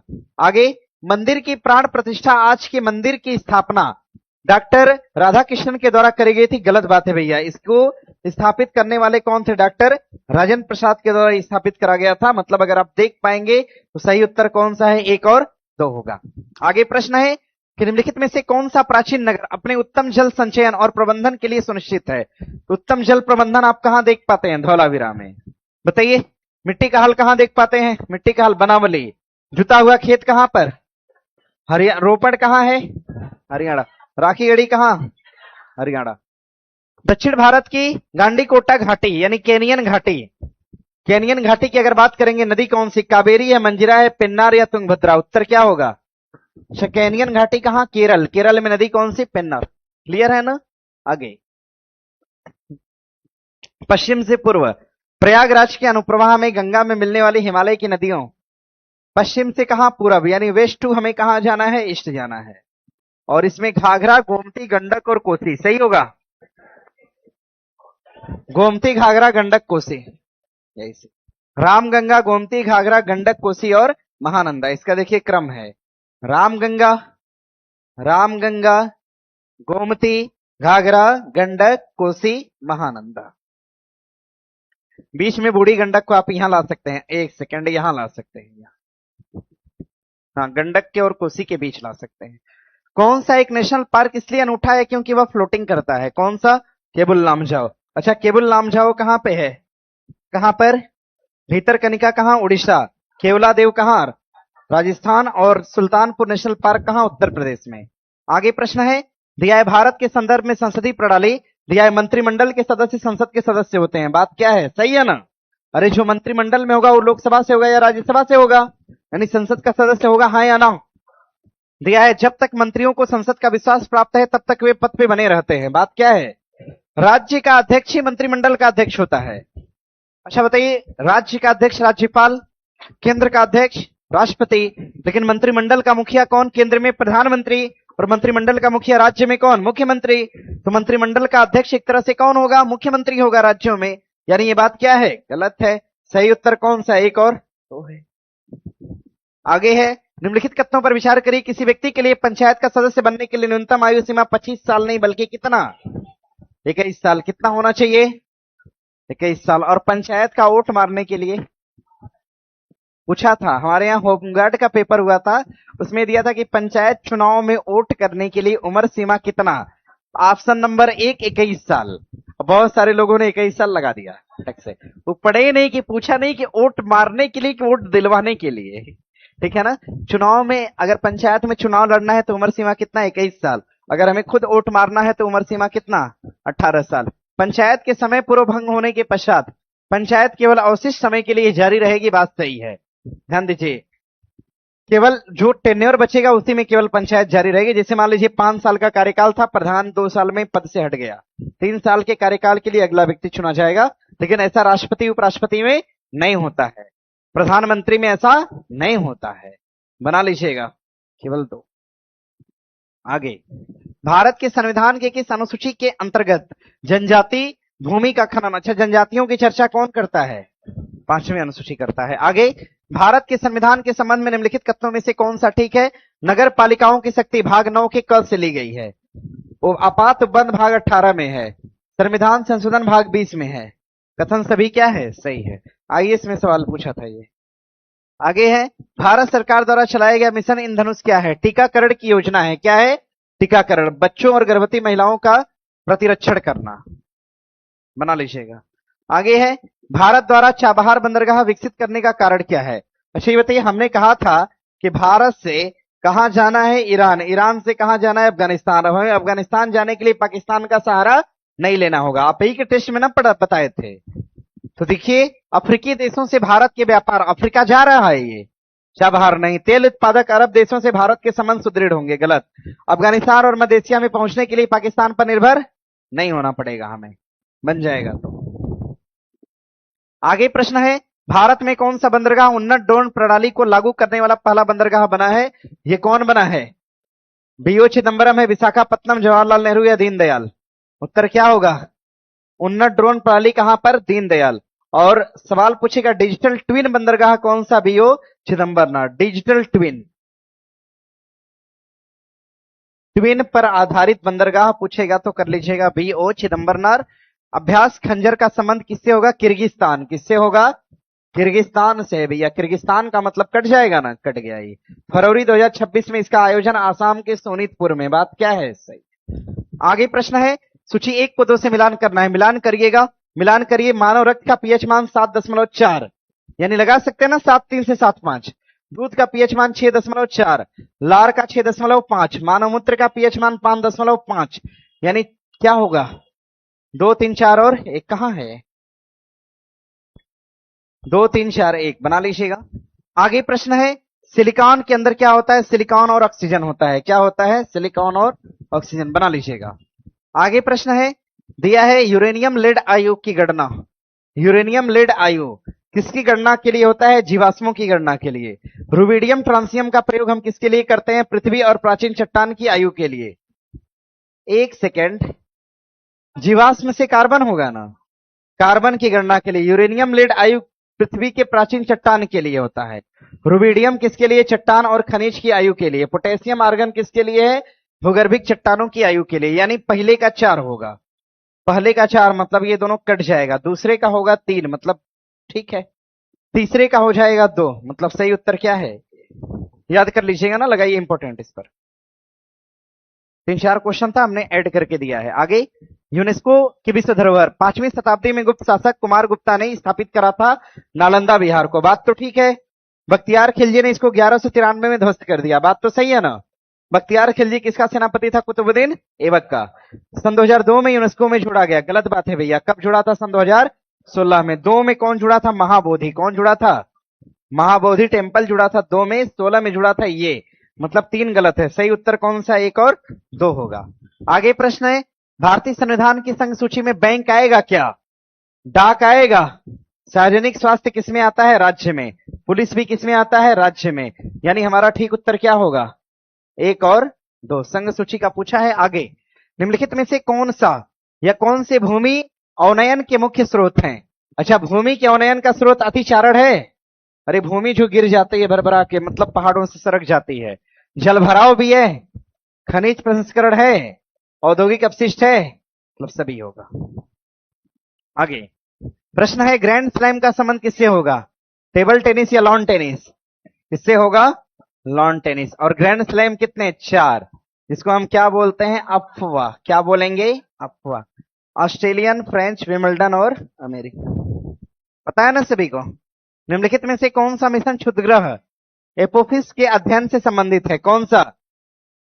ध्यान दीजिएगा, वोयेजर मिशन। कौन? 1 सेकेंड, रैमसेस मिशन है। कौन सा है? रैमसेस मिशन होगा। आगे प्रश्न है, निम्नलिखित में से कौन सी संरचना भारत के नक्शे पर सबसे पूर्व दिशा में है? भारत के सबसे नक्शे पर पूर्व दिशा में कौन सा? पटकाई है ना, पटकाई है। आगे है, दिया है कि जनसंख्या की गुणवत्ता निम्नलिखित में से किन कारकों पर डिपेंड नहीं करती है? साक्षरता, जीवन प्रत्याशा, लोगों द्वारा प्राप्त कौशल, विदेश यात्रा। विदेश यात्रा से क्या मतलब है यार? कैसे गुणवत्ता बढ़ेगी विदेश यात्रा से? पता चला जनसंख्या घटेगी विदेश यात्रा पे कोई जाएगा तो। आगे है, उपभोक्ता संरक्षण अधिनियम 2019 के अंतर्गत 2 करोड़ से अधिक लागत की उपभोक्ता की शिकायतों का निपटारा किसके द्वारा करा जाता है? जिला आयोग या राज्य आयोग, नोडल अधिकारी या राष्ट्रीय आयोग? उत्तर क्या होगा? राष्ट्रीय आयोग। बना लीजिएगा एक्सप्लेन करने के लिए। देखिए टाइम तो है नहीं मेरे पास। श्री कृष्ण सिन्हा ने 1930 में महात्मा गांधी के सविनय अवज्ञा में भाग लेने के लिए वकालत छोड़ा था। मुख्यमंत्री के रूप में उन्होंने 1946 से लेकर 1961 में, देखिए इनकी मृत्यु हुई थी 1961, मतलब ये दूसरा क्या है? गलत। 46 से 61 तक सीएम अगर देखा जाए तो केवल एक सही है। क्या भैया? अरे सही है यार। दिया है, भारत का पहला एआई सक्षम शहरी बांड प्रकोष्ठ किस शहर में बनाया गया? गोरखपुर के अंदर। कहां पर? गोरखपुर के अंदर। शहरी बाढ़ प्रकोष्ठ की बात करेगा कहां पर? गोरखपुर के अंदर। और ध्यान दीजिएगा एआई शहर खाली पूछेगा ना, एआई शहर, तो ये कहां पर होगा? लखनऊ के अंदर। आगे है, दिया है कि निम्नलिखित में से कौन सा एक सही सुमेलित नहीं है? हजारीबाग में अभ्रक है, जादूगुड़ा में यूरेनियम है, हट्टी में क्या है? सोना, जावर में क्या है? जस्ता है। क्या है? जस्ता। तांबा कहां है? खेतड़ी में। कहां पर? खेतड़ी। मतलब गलत मिलान कौन सा है? डी है। आगे प्रश्न है, सूची 1 को 2 से मिलान करिएगा। सारिस्का कहां है? राजस्थान। बांदीपुर नागरहोल पढ़ा रहे थे ना अभी। सिमलीपाल कहां? नामदफा कहां? दुधवा नेशनल पार्क कहां? 1 का क्या होगा? 3 होगा। 1 का होगा 3। एक यही उत्तर है फिर। ये तो आसान प्रश्न है भाई, इतना करना ही नहीं था फिर तो। आगे है, भारतीय नौसेना तीनों कमानों में संगठित है। पश्चिमी नौसेना कमान, बात सही है। केंद्रीय नहीं, दक्षिणी है, पूर्वी है और उत्तरी है। केंद्रीय जैसा कोई शब्द नहीं होता इसमें। एक नौसेना का कमान कहां पे? उत्तरी है, बना लीजिएगा। उत्तरी, पश्चिमी, दक्षिणी, पूर्वी, लेकिन इसमें केंद्रीय नहीं होता है, यानी सही उत्तर क्या है? एसीडी है। आगे प्रश्न है, जुलाई 2025 में पूर्वोत्तर क्षेत्र के 4 दिया है इंक्यूबेशन केंद्रों में से एक किस विश्वविद्यालय का चयन किया गया है? नागालैंड विश्वविद्यालय का चयन किया गया, पढ़ाया है मैंने। आगे, भारत का पहला और सबसे बड़ा राष्ट्रीय एआई जल शिखर सम्मेलन कहां पर? बेंगलुरु के अंदर। कहां पर? बेंगलुरु के अंदर। आगे है, 2026 के लिए द मेटेरियोलॉजिक सोसाइटी की फेलो चुने जाने वाली महिला कौन सी है? तो ध्यान दीजिएगा, कुलजीत कौर मरहास को चुना गया है। आगे प्रश्न है कि पहला समर्पित एंटी नारकोटिक्स टास्क फोर्स ये कहां पर है? इसका हेडक्वार्टर कहां पर? दिल्ली में। और आगे प्रश्न है, 2025 में लॉन्च हुआ भारत का अब तक का सबसे बड़ा सरकारी डिजिटल प्लेटफॉर्म स्वास्थ्य का कौन सा होगा? आयुष भारत होगा, आयुष्मान भारत होगा। इंडिया एआई समिट के दौरान बिहार सरकार के साथ राज्य सूचना प्रौद्योगिकी